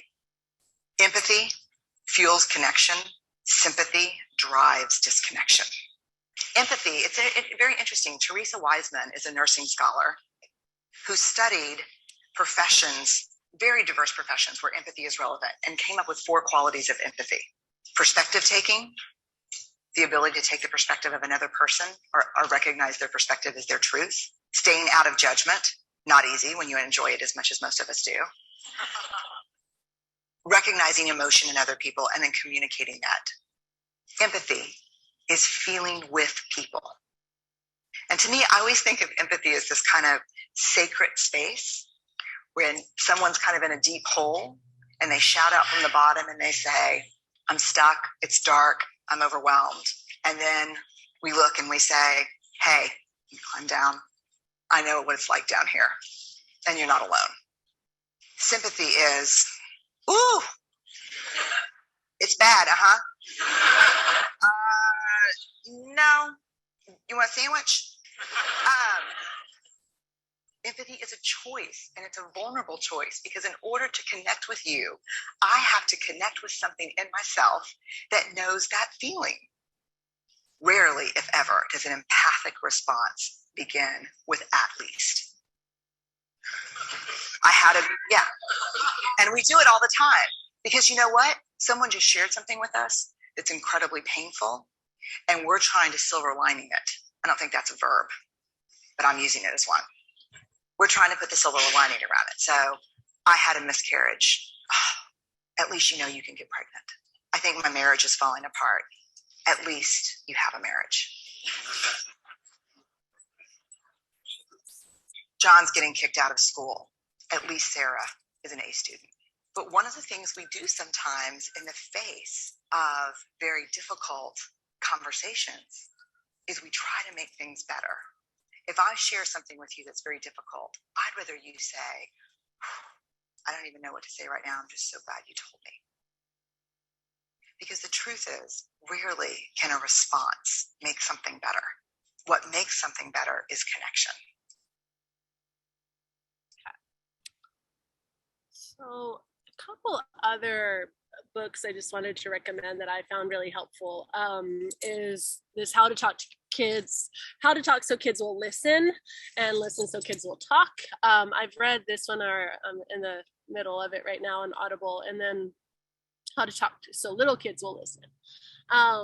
And then just while I'm on like kind of books, Elmo is Mindfulness is something I use with my 10-month-old. We read the little story time one, but there's really great books that kind of talk about mindfulness and have really great techniques like yoga nidra techniques, which I'll kind of get into a little bit later, that you could use in an outdoor setting. So on top of that, it's just important to realize that 1 of 4 children have been exposed to trauma. So it's not if, it's just you are likely to work with people who have experienced trauma. So just coming to it from that lens, having greater empathy, I think is really important. So hopefully I can share some tools that are helpful today. And then strategies for incorporating social emotional learning into your classroom, mindfulness techniques, which is largely what I'm going to go over. My background includes 10 years as a yoga instructor to children and adults, really focused on mindfulness. So I'm kind of coming to it from that lens primarily. Clarify that thoughts lead to feelings, model persistence and determination, listen with empathy, and emphasize gratitude. And then just realizing too that it's like with trauma, we kind of flip this triangle, and a person could largely be operating in their survival mode and just having a really great sense of empathy to that experience that they're going through. So on that, I'm going to stop my share and we're just going to get into it. So I can share some resources for all this afterward. The first one I often do with kids, and I just started a forest school, so I even do this with a little 15-month-old. They kind of, and my 10-month-old, and they kind of just stare at me with smiles, but hopefully they've started, like the 16-month-old has started to do little elements of this. It's a very simple sun salutation, which is just getting the body moving and also just tuning us into mindfulness. So I'm just going to do it once. Hopefully you can hear me. So it goes like this. I'll kind of do it crouched. I stand like a mountain. I am strong. Arms up high. Stretch for the sky. Reach right down. Dip your hands in the lake. Step your feet back. Hiss like a snake. Head dips down. Wag like a dog. Jump your feet up. Now you're a frog. Straighten your legs and stretch out your back. You're almost done. Now thank you, sun. And with movement, you can really just be thank you. You can be playful with it. And like Elizabeth mentioned, like acknowledging where people are at and any physical limitations or challenges they may have. And like modeling, it could be simple. Like often I do a butterfly breath with kids. Really great for young kids. A little side to side, like we have butterfly wings. We're just stretching our body. And I really encourage you to like come along with me on this ride for any of these that you kind of want to feel okay in your body today. So just imagine you have wings. Kids love to play. It's so important.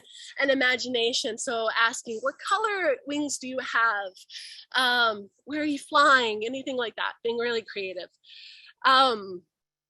I did want to say too, like, I think it's something that we've done kind of at the start of the pandemic as an organization for our primarily online staff meetings and in person too, is we do a check-in at our meetings. And I think it's really great to do as an organization, just to acknowledge that we all have feelings, we all have stuff going on in our lives, and to just allow that short time and space to like, just sit, be with each other, and just, we usually do like short breath work or movement and switch it up. But I think it's really great to incorporate, but also for yourself.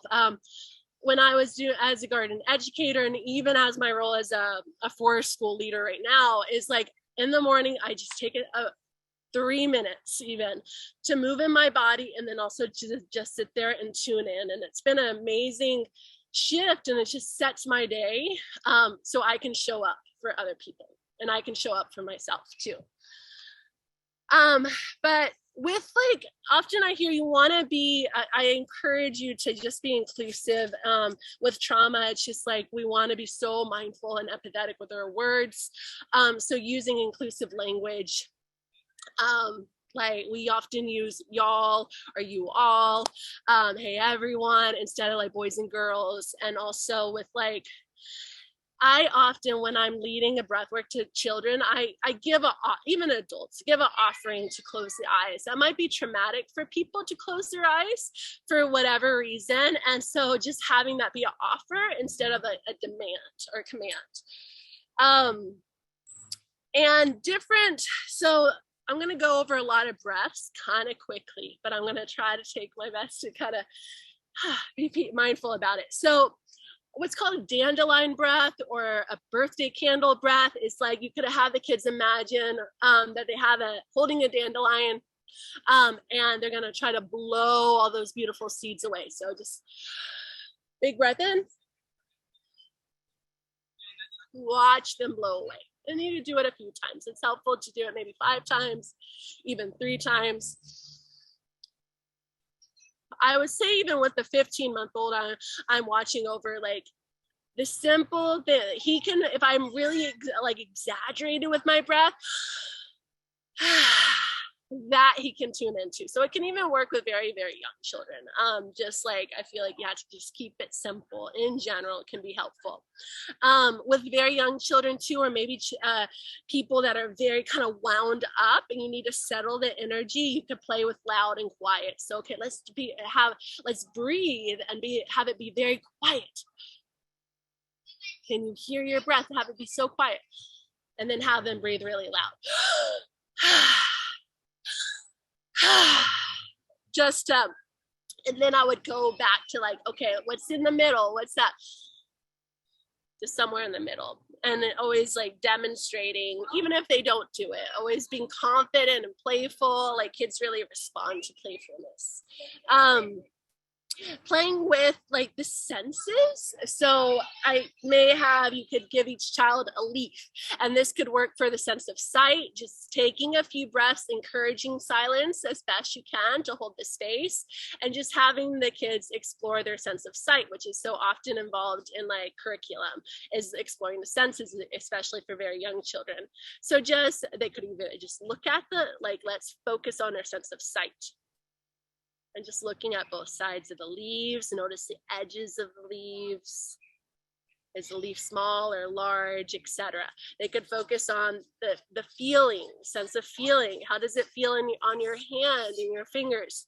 How does it feel against your face? And then the sense of sound. Often, even with the little, very young child I have, he can really tune into listen. And it's so wonderful on a playground or wherever you are. Just, can you hear the birds? Can you hear the cars? Can you hear the other people? Can you hear your breath?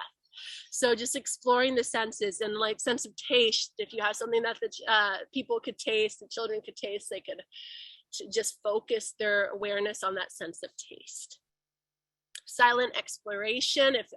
Often I would, if the children were coming into the garden, meet them at the gate and just encourage them, okay, we're going to use our sense of sight and sound and even smell, but we're going to go on a silent exploration to wherever we're sitting down and just like really guide that. And if children maybe are talking, just gently walk back, or if you have a teacher in the middle, just encouraging silence as we walk through the outdoor environment.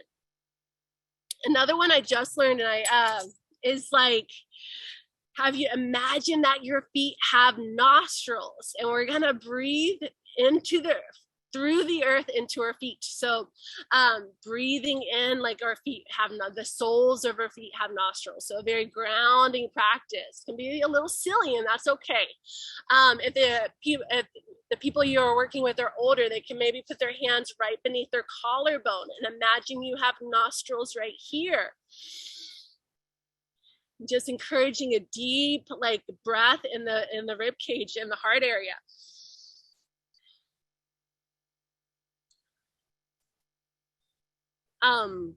Another technique I often use is like with a singing bowl or a bell, and have either a child or myself like ring the bell, and we're going to breathe in as we ring the bell, and doing that a few times. You can, this one, it's like you can take your 2 pointer fingers and go just like, and then you're going to blow out. It's kind of a cooling breath, this one, especially if you blow in, but it's like a windy day breath. They circle their fingers and blow out. They should be able to hear that movement of the air. Similarly, just breathing in like you have a straw. If it's a really hot day, this is a common cooling breath. Just brings in cool air. You could do that blowing out like you're blowing out candles. Bring in that cool breath. If people can roll their tongue, you could do it with a rolled tongue instead. But round mouth, just like you're breathing in through a straw, everybody should easily be able to do that mostly. Often just do this one, shoulders up. Everybody breathe out, let it go down. Couple times. And then just whatever breath you want to, just let's watch your breath. Let's feel our breath. There's something called a bee breath. It's a very common name for it, but where people would put their thumbs in their ears, the other hands can go on top, and you're gonna hum, just hum. It kind of sounds like a bee. Breathe in.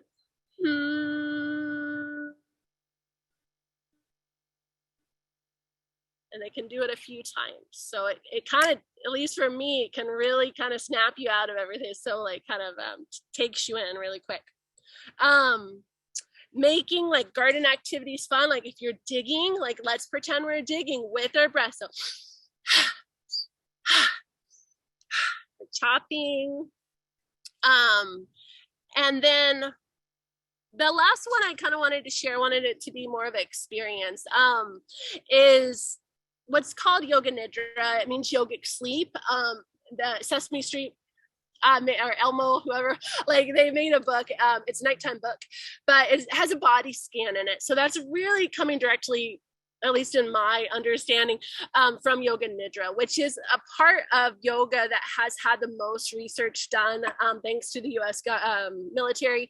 They put a lot of funding into it to see that Yoga Nidra helps people with PTSD. It's a really great tool for people to use that have experienced traumatic experiences in their lives. But it doesn't have to be, it's really just kind of bringing awareness. So just finding a comfortable seat. You could really make this very short for children or longer. And you can kind of gear it to, if you have a particular lesson, kind of frame it with the words that you're using or the vocabulary. So if you're comfortable closing the eyes, finding that comfortable seat, just check in with how the body's feeling. Notice the breath moving through the body.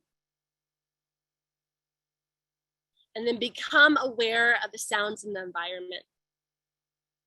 The sounds inside the room, if you're inside. Sounds outside the room. Each individual sound coming together to form almost like a symphony. And then we'll bring awareness to our left toes, our left foot. Maybe wiggle them. Our right toes, our right foot. Maybe a little wiggle. Our left leg from the ankle to the thigh, all the way up. Our right leg from the ankle to the thigh. Bringing awareness to the belly and the whole torso. Shoulders, down the left arm, the left hand, the right arm, the right hand. The neck, back of the head, crown of the head, face, the entire left side of the body, Entire right side. Whole body. Just for a few breaths, bringing the awareness to a sense of lightness. Feel the body light.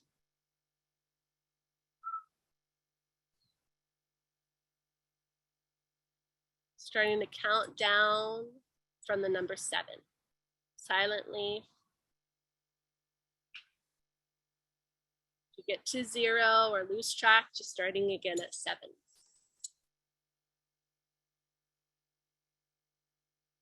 And then letting the count go, bring to the mind's eye the image of a red balloon. A red balloon. A blue sky. Blue sky. Rainbow. A monarch butterfly. The sound of a wind chime. Coming back to the sound of the breath, sounds of the environment outside the room if you're inside, sounds within. You're wiggling the fingers and the toes, rub the hands together, create a little heat. Then cup the eyes with the hands, take a big breath in, big breath out. When you're comfortable, opening the eyes. So thank you. That was a very short version of a yoga nidra, but thank you for letting me be here today. Just talk about it. A little bit about what I share with people of all ages, and I have some resources to share, which I'll share with Sharon, and you can always reach out. My email I'll put in the chat is Bree@gardenschoolfoundation.org. Thank you.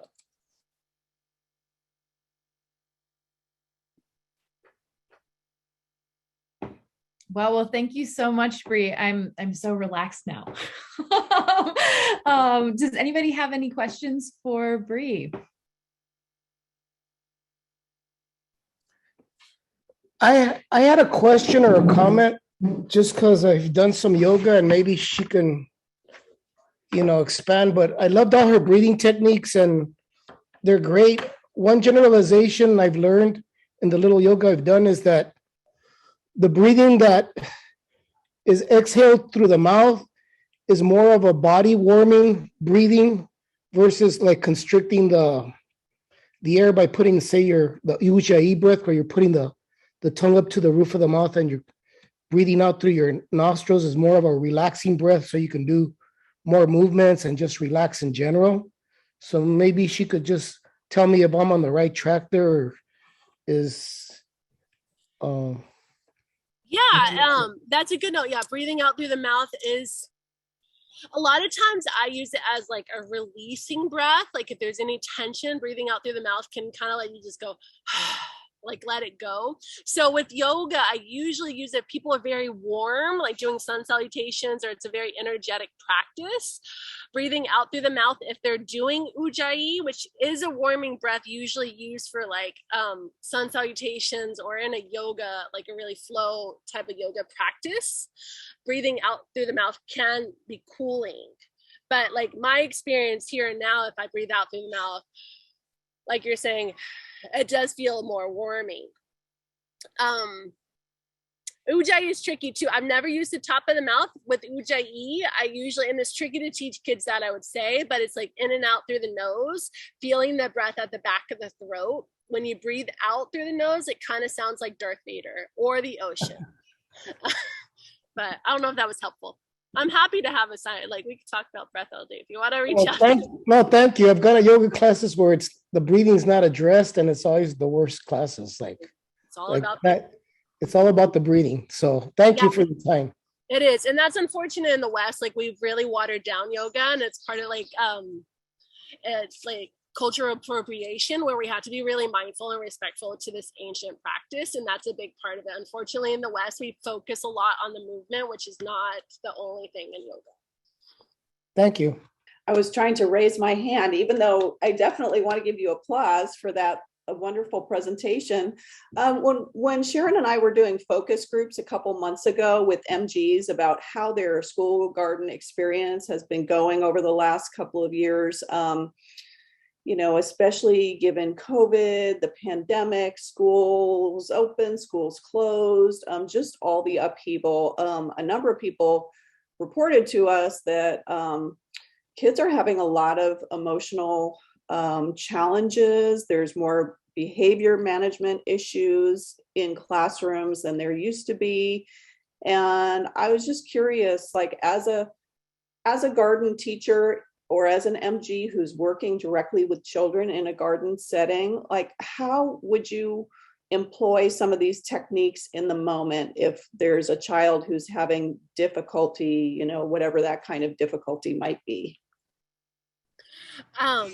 That's a really great question. And I have had certainly experiences, especially with middle schoolers, where it's been kind of put right in my face, where I had to kind of challenge myself to deal with the situation in an empathetic way. So number one, I think, is empathy. Just listening. In that book, the one, How to Listen to Kids, I don't remember the whole title, but has really given me later, like, we don't have to say a lot. I think we just need to listen. And it's like that book talks about just saying, and just using kind of those filler words, and not really being, okay, you seem like you're angry right now, or just acknowledging the feelings that they're feeling. If they're open to kind of working with you with breath or movement, or like I know experience that another garden educator had at Garden School Foundation, where the teacher would actually have this child go out to the garden because they enjoyed the garden, but they had some big emotions that were coming through. And the garden educator, she would just like let him explore, and they broke through a wall in a way in that it helped within the classroom, and they just went looking for lizards. So I would say just really trying to tune into what that child is interested in and let them explore that in the outdoor space, even though that can be so challenging if you have a group of 20 kids.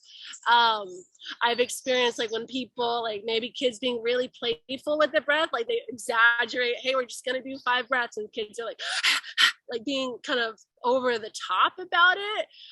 Either leaning into that, I would say, and take it a step, like really just kind of, okay, let's get this movement out, whatever you're feeling, like let's just go into that, because maybe they're doing that because they want to get that out. So being really playful with movement, or seeing if they might take it back and like kind of go a different direction. But I would probably most likely go into whatever, like let them get it out. Hope that's helpful. That's great. Thanks, Bree. Janet wanted to add to this, I think, though. Yeah, recently I was working with a group of school-age children at Descanso Gardens, and when I introduced myself and introduced the topic, one child, red hair, lots to say, kind of an angry look on his face, says, "I hate gardening." And I says, "Oh, good, you can be my assistant." What I know as an early childhood educator is children need to move. So I had him go get the wheelbarrows, get the shovels.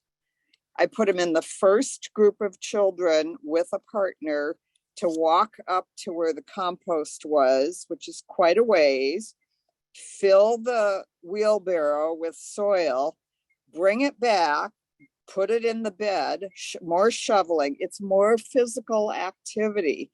He did this about 3 times and he didn't want to stop. And at one time I heard him say, "Oh, this is great." I said, "I thought you didn't like gardening." And he said, "I didn't know it would be like this." So that's what I try to do. I remember my early childhood development practices of getting them to move when they're feeling kind of disruptive. Oh, and the other thing he did, he and his friend, the whole way there to the compost bin, the whole way back, they talked about how they were going to trap coyotes because they were worried about coyotes. So I let them run with it and I listened to them. And this went on for several trips to the compost garden. And it's like, okay, you got that out of your system. Thank you. So that's it. And I think we have one more question from PJ. Yeah, I just wanted to piggyback on what Janet said. The physicality of kids in the garden community, besides the I hate garden or the I hate. I'm a garden teacher at two religious schools, so I lean in to theology more. And so we don't use the word hate. It's a strong word, and I ask them to language themselves into another word. They can not like something, but using the word hate we don't use. But what Janet was saying about the physicality, what I do with composting is I try to get my schools to buy the composters that sit on cradles and you rotate them, right? So what we do is we take those compost bins out and we race them around the school. So they aerate the soil in the composter. And then they also learn about centrifugal force. And they're more apt to put their hands into earthy smelling compost than, anaerobic compost that sits there. And so I make them, and I tell them how, microbes on their body really help them. So I make them understand the power that they have in the gardening part. And when they're in the I hate, I just find out what they love, or something really physical, like looking at a leaf and making leaf prints, or, taking a stick and, cut worms, which I don't like, but we usually have somebody who has a chicken. And we found out there was one person who raises chickens. So what we do is give them our cutworms. So it's like we keep that, Kuna Matata, mentality within the kids, and they feel like they are very much in that. But the physical being in there, like I want them to know when they're outside, they should feel and act and do as they are outside, and everything is open. And being powerful with their words, even it's important. So thank you, Janet, for doing that, and the breathing thing. I do agree. When we can do that, that's important. Great. Thank you for all of the questions and comments. And Bree, thank you so much for sharing with us, for just really giving such insight on trauma-informed education and social emotional learning. And I really love what you did with thinking about empathy and how to really integrate this into garden education and how important that is. So for our final session for today, I'm going to hand it over to Rachel, and we're going to do a panel with all of the speakers so far. And then there will also be a Q&A where folks can ask questions to the panel as well. Great. And Sharon, maybe you can help me keep on time and let me know when we're down to like 5 minutes where I need to really wrap it up. So I'd love it if all our panelists can come on, can unmute themselves and come on screen so we can kind of see you all.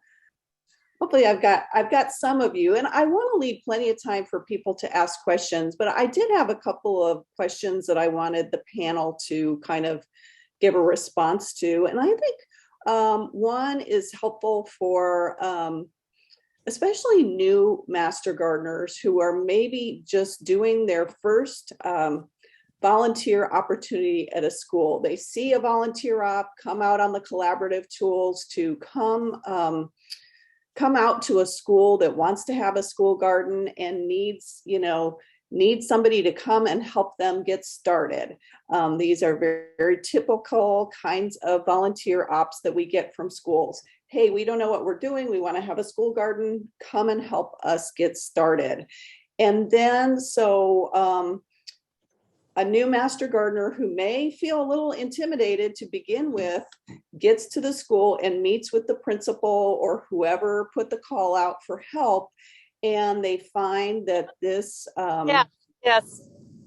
person has a very high expectation for what the master gardener will do. Maybe they expect the master gardener to design, build, and even get the money for the garden, not to mention working with all the kids and a number of teachers. So you're all experienced master gardeners or school garden professional educators. Can you give me your take on how can a master gardener who comes into a situation like that, how can you establish boundaries to keep it manageable and handle a situation so that you don't get yourself in over your head as a new master gardener, or an experienced master gardener can even find themselves in that situation?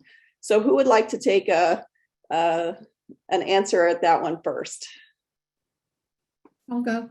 Okay, great, Louisa, go ahead. I go back to my initial contact with Carthay, and that was through a volunteer opportunity. And I was looking for a school garden nearby. And so I contacted the individual who had asked for the master gardener and asked them very basic questions like, do you have a site? How many students do you have in your school? Do you have, who's involved in the process? Is a PTA behind it? And just some basic information. And then I made an appointment with her to meet at the school site. And when I got there, it was asphalt and dirt. And I looked at her and I said, you really want to put a garden here, huh? And she said, yeah. And I said, okay, here's how we're going to do it. How can I help you get this done? And I started by asking her some more questions like, do you have tools? Do you have a core group of individuals that can help you? What do you have already? And it turned out that they had done a lot of homework. They had some money. They had some resources in the way of free mulch, free dirt, free compost. They had a couple of parents who were contractors. They had one who was into landscape design. So they really were established. So I think the initial interest, my interest was find out who they are and what they already have and be able to understand what their expectations are in terms of the school garden, and then to offer how I can help out. And it was a success. It really bloomed from there. That's great. Thank you, Louisa. Bree, how about you? You've been a master gardener since I think 2016, right? Yes. This is challenging. I would say that's a challenging question. And my scope has been like always through Garden School Foundation, and kind of they've always done the legwork of like going into schools and having that conversation with schools. So it's something I don't have a ton of experience with outside of I have had friends reach out from their home elementary school and asking for like support for very like general education terms, like how, like, can you come teach a compost? Can you come look at our compost? So I think it's great that the Master Gardeners, there is that network there to do like a little workshop or to offer some support, but I don't have a lot of experience with like being almost taken advantage of in a way from like a school system or a school, and like what their expectations are and what can actually I can do. Great. Elizabeth, would you like to chime in on this one? I actually have not gone through a Master Gardener program, and okay. Most of my gardening work, has been with Garden School. So I'm maybe not the best person to touch upon this. But you're still very well versed in the kinds of expectations that principals can have for your organization coming in and what you can do for them. So do you have any pointers on like how to manage those expectations based on, what you can really offer? Yeah, I would say that just establishing a clear line of communication and expectations from like the beginning is really good. So we try to have in-person meetings with the principals and just really clearly outline what we can do. And a lot of times once you explain there are limitations to what a program can do, I think sometimes just having a really honest and open conversation about that can kind of clear it up, because then they also know where you're coming from, and it's not a lack of desire to be able to do these things so much as sometimes like there are other reasons. And so I think as much honesty and transparency as you can have, and just really always being very excited to work with the school and grateful to be on campus goes a long way. Thank you, Elizabeth. That's great. Bree, you have your hand up. Did you want to add to that?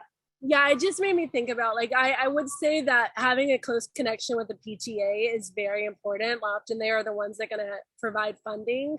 And I've had experience where the school has only provided funding for maybe a couple of days, yet the parents and the PTA, really the parents outside of the PTA, don't understand that there's only limited funding. That's why we're only in there a couple days a week, and their only child is going through a couple of classes a month.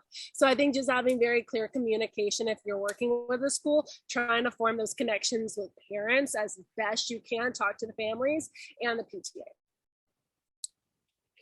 That's great. Thank you, Bree. And I don't think Francesca is here, but in her presentation, she said something that really, I think was really important, is that sometimes schools are just not ready for a school garden, and you may help them in that initial consultation to identify what they would need to do in order to move forward with the school garden. And then maybe you or another master gardener or a team can come back at a later time. But sometimes, like all of you said, it's having those conversations and kind of coaching them through what they will need so that they can take those next steps. Great. I know another thing Francesca said in her talk was that it's really important to kind of leave your ego at the door and put your own agenda aside. But that can be really difficult sometimes. And sometimes master gardeners do get very involved and very invested in, their school garden. And then there's a clash of expectations. Like, there's so many different ways that this comes up. Maybe you volunteer at a school because it's your child's school and that's your motivation, but then your child's teacher is not that interested in the garden. Maybe you come with the mission of like having a beautiful vegetable garden for a food insecure community, but really the school community, or at least the principal, is more interested in beautifying the campus and planting flowers. These kinds of things come up, and they come up a lot. Like, how do you all navigate those situations where you just kind of realize that you're pushing your agenda a little too hard? How do you know when you're pushing your agenda a little bit too hard and you need to like sort of reset and think about the school community's agenda? I'll take a crack at that. You're right, it is a difficult situation. And the way that I handled it at Carthay was that I always was involved. I wasn't stepping back. I wasn't directing. I was offering suggestions. And then when there was a work day with parents, when we were building the garden, I was out there shoveling soil and pulling, wheelbarrows and being actively involved in the process. When the garden was established, there was more of an opportunity to work with individual parent groups. And I have to echo what Bree said a few minutes ago. The PTA is really crucial, because the PTA will reach out to the parents in the community and get them involved. So part of what I did was I started working with kinder parents, because it was their first exposure to the garden. And then eventually what we developed was a school garden, excuse me again. It was a school garden committee. And initially I chaired that committee, but after 5 years, we developed that the school garden committee, was part of the PTA. And there was an appointed person to head up that garden committee. And so now they can have meetings without me, which is great. And I simply get involved in listening to what they discuss, offering suggestions. And it's a transition from being seen as an expert, if you will, to being a resource. So it's a tough road, but you can do it. Yeah, I think that is such a good point you just made, Louisa, that even though we have this title, Master Gardeners, we have to remember that we're there in service to the community and their agenda and not as the expert. And we have to sometimes catch ourselves when we find ourselves getting into that role. Yep. Would others like to chime in? Bree, Elizabeth? I can chime in a little bit. Just to echo, I loved that she said from expert to resource, because I think especially like we're a nonprofit, we really do see ourselves Garden School as in service to the schools. And we want to also increase the agency that families and students feel over their garden. And so I think being someone who they can come to and ask questions and facilitate with, but ultimately the goal is for them to have agency over the garden and for the school really to view it as theirs, because that's how you build long-term sustainability into the garden, is for everybody to be a stakeholder in it. So yeah, I agree. And just to echo what you said, Elizabeth, is that involving the students on a day-to-day basis is really important.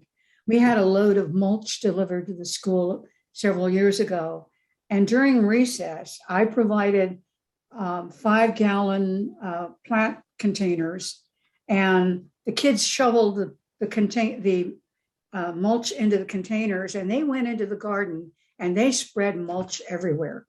And this became a really fun activity for them during recess. They volunteered to do it. They just showed up. Can I help? And that's another thing. You have to establish an opportunity for the students to help. If a student, I never turn down a student to help. If the student comes up to me and says, can I help? I said, sure, what would you like to do? Well, can I water? And I said, absolutely, let's get you watering and then get them watering. Sometimes I'm starting seedlings. Would you like me to help me start some seeds? Sure, and we start with 6 packs and we fill them up and we plant a seed. So part of it is with the kids, is always have something for them to do if they come up and they say, can I help?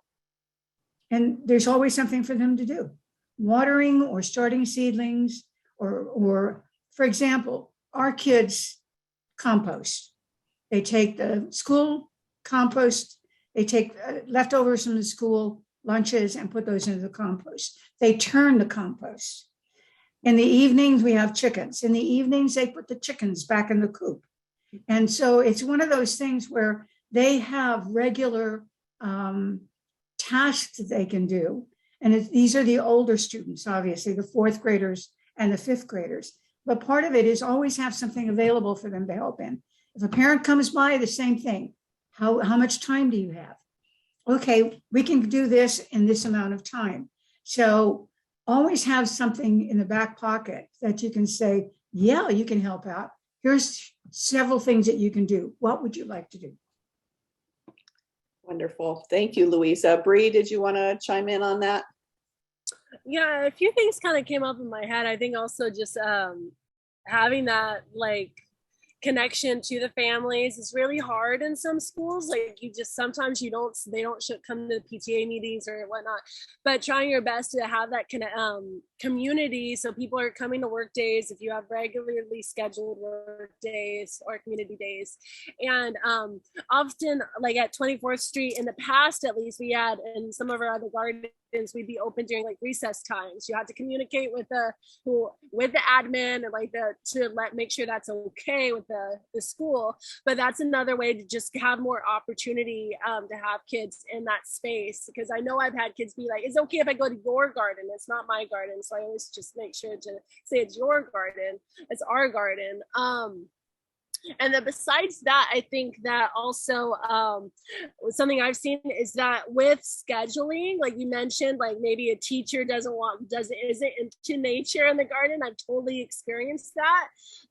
But I think it's been very helpful with Garden School Foundation is that we have a schedule. It's like there is a rotation of classes, and with so they're there. They have to like kind of go through their rotation, and with fifth graders, like Louisa was saying, that we also usually for those upper grades just have their garden time, being doing garden work, moving mulch, weeding, whatever that is, just but having that buy-in and that just like into that space. So great.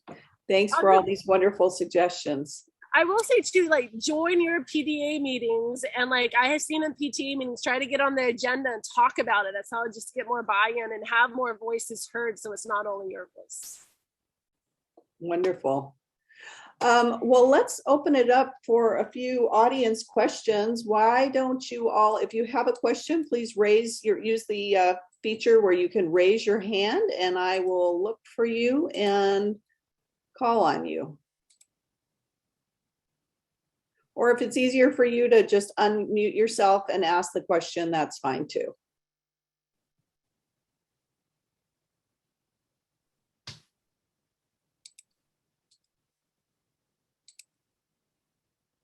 Okay, does anybody have a question for our panelists? I have a question, Okay. Since I'm at the beginning. In terms of resources for ideas of mini lessons that I could use, like sequence, do this first and do this, something that might be in a website. Maybe Louisa has something like that in a website, in the Master Gardener website. I do, and I will send it to Rachel and Sharon. It's an extensive list of resources, everything from grants to curriculum.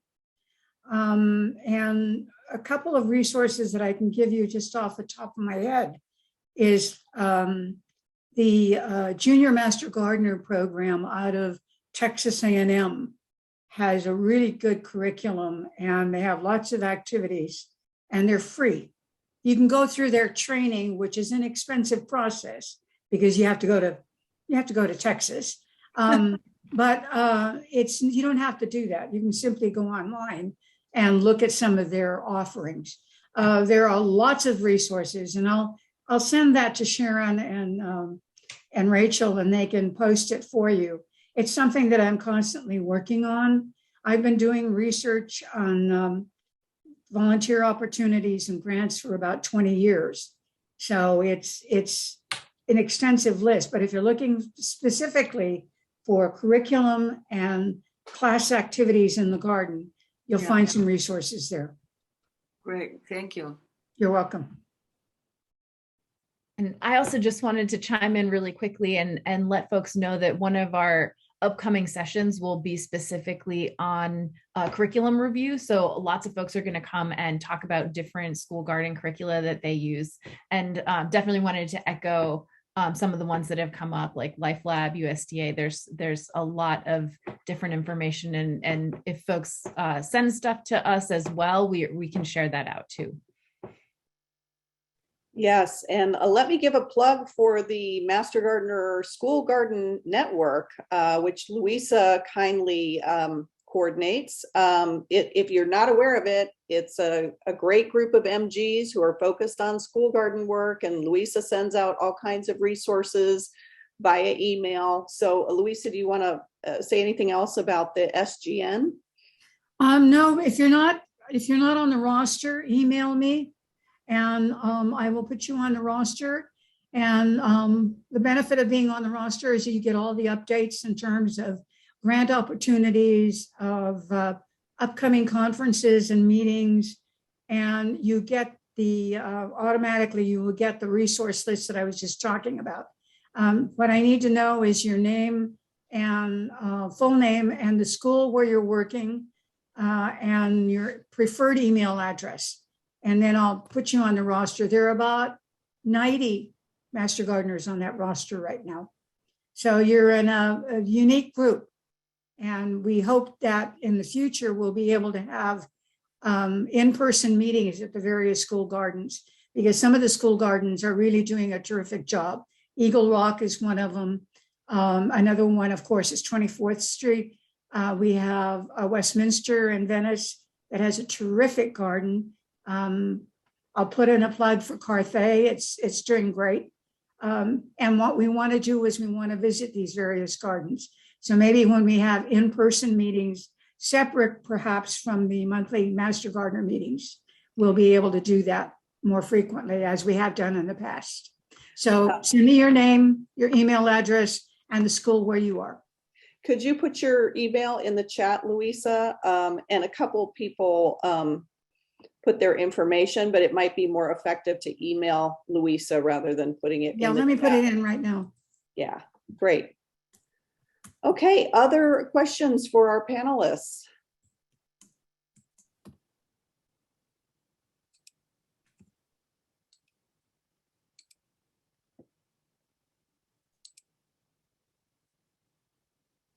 Alex? Hi, good Hi. morning.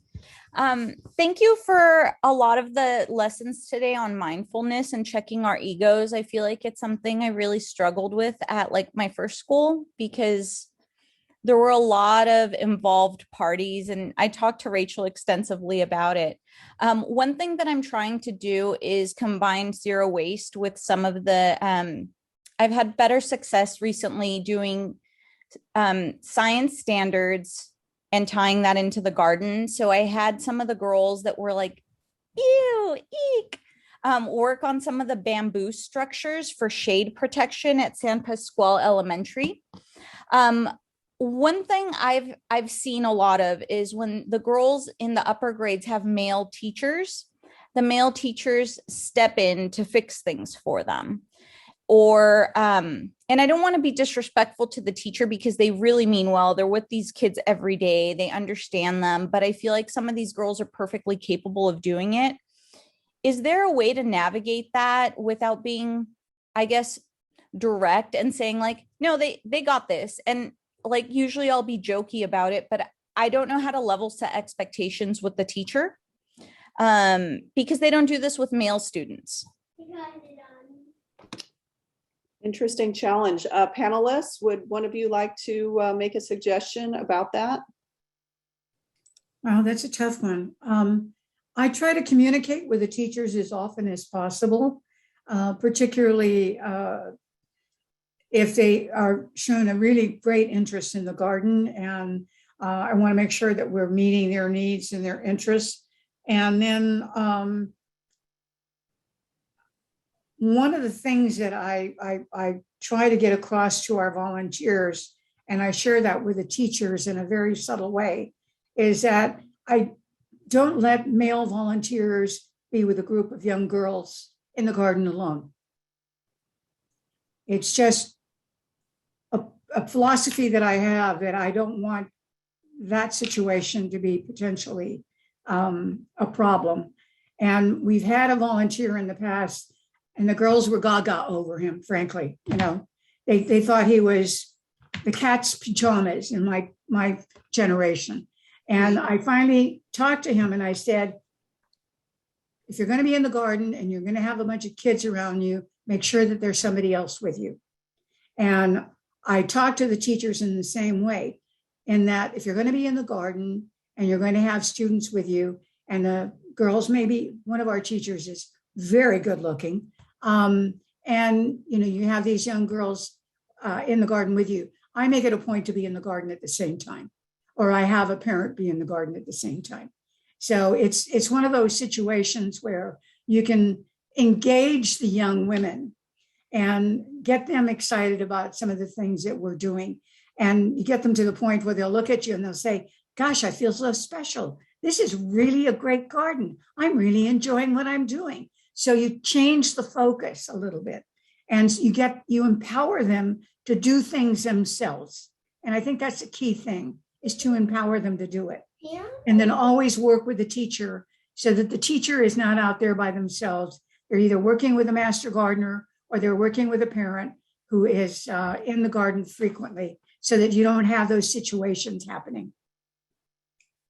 Does that help? Kind of. I mean, if it was volunteers, I could really put my foot down and be like, no, this is the objective, right?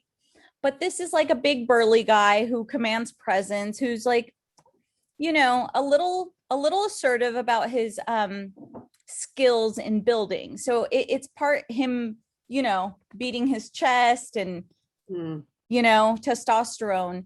And I think some of these girls live in apartments. I have a lot of foster kids at that school. So for me, it's really important for them to like learn some skills that are not being taught by their mother or father or the next of kin, like their aunts or uncles, right? So they don't have the ability to build these structures. And I try to, hi, this is my child who is showing off his burping skills today.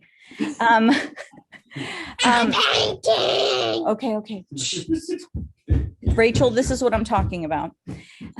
Yeah, so I think it's more like setting a boundary without like pissing off the teacher, and I think that's what's challenging for me, because it's like if I push his buttons, he'll say something like, well, we don't have time for the garden anymore. And these are the kids who need it. Yeah, let's have Elizabeth chime in on that. She's had her hand raised, and I know she's worked with a lot of teachers. What do you think, Elizabeth? Yeah, so I guess I can lower my hand. I just didn't want to lose my thought. I think you can speak to the teacher. I would just advise doing it privately, because I think as humans, we're naturally a little defensive. And so I think anytime saying anything around the kids or in front of the kids can be perceived as, some sort of like check on authority, or like you're criticizing. So I also think directly intervening can take the chance of the child who's the girl an opportunity away from her allowing herself to assert herself.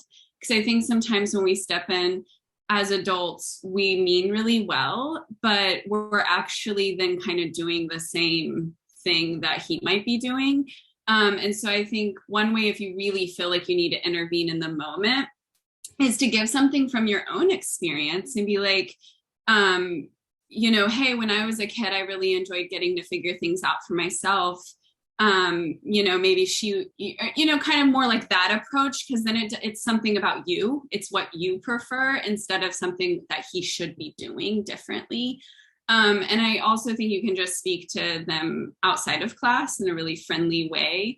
Again, framing it from your own experience. Be like, when I was, a girl in the garden, it sometimes if, I really just enjoyed figuring things out myself and having that chance to do that first. And, I liked getting to ask for help when I needed it. And so again, just framing it from your own thing instead of something they need to change. And maybe that plants that seed in their head, and you can obviously have more direct conversations as well.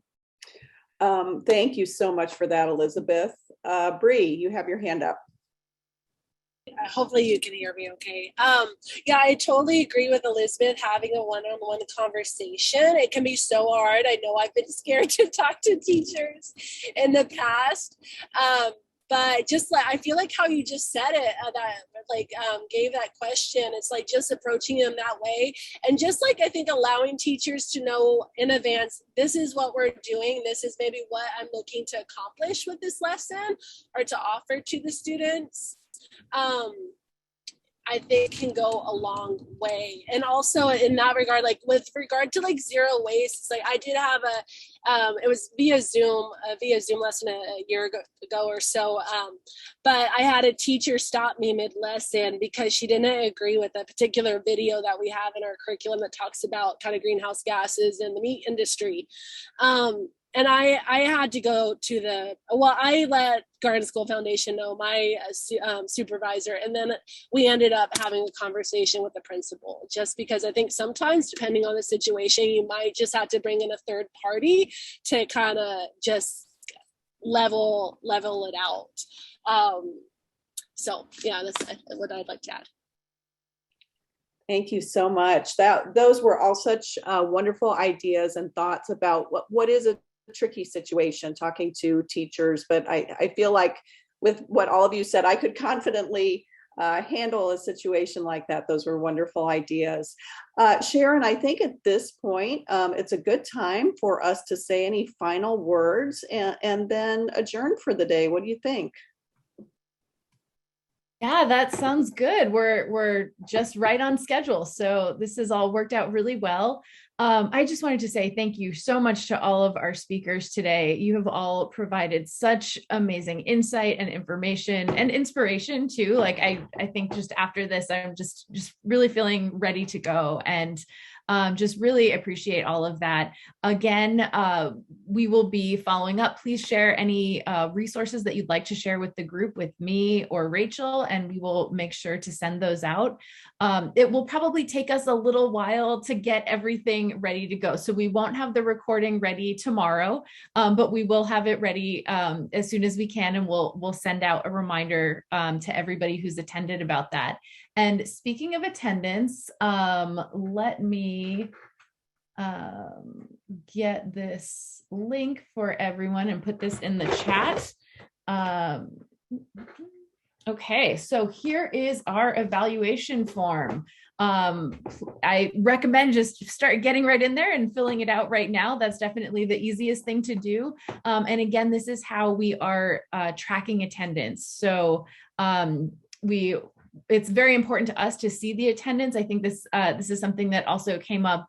Elizabeth kind of mentioned this before too, of tracking attendance. For us, this is very important for our grant funding, and also so that we can give you prizes and give you sort of the credit for being involved as well.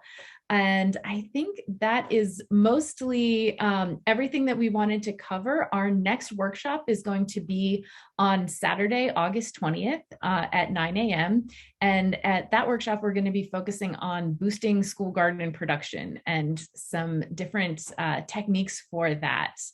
So I think that is everything. And I can stick around for a couple minutes as well if anybody has any final questions or thoughts or anything before we wrap up. And also, Rachel, did you have anything else you wanted to add before we close out?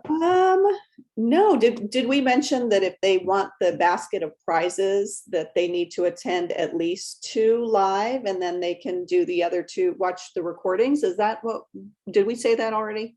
I did, but I think it is worth repeating. Did the survey link not go through? Oh, okay. It's here we go. I'll just put this in here again. And then there's one more question. We can follow up with the chat as well when we send out the recording. Yeah. Yes. Because there's a lot of great questions and resources that came up in the chat too. Yeah, so many great questions and resources. And we will do our best to compile all those into one email with links and everything that you will need.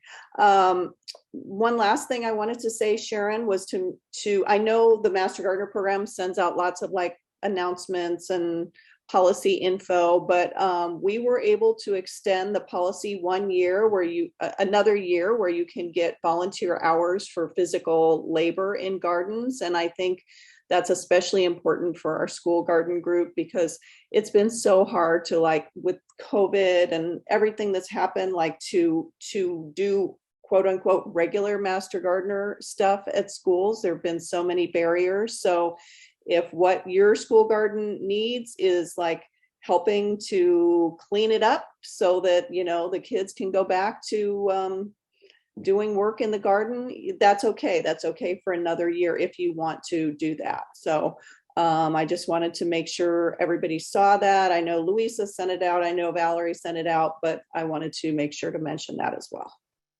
Yes, and building on that also, over the course of the next semester, we will also have an opportunity to just be uplifting volunteer work days and sending it out to the list. So if your garden is hosting a work day that you'd like to get additional Master Gardeners at, we can definitely promote that and send that out too.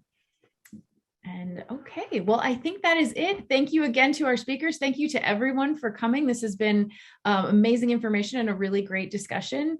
And we look forward to hopefully seeing you at the next one. Bye, everyone. Thank you so much.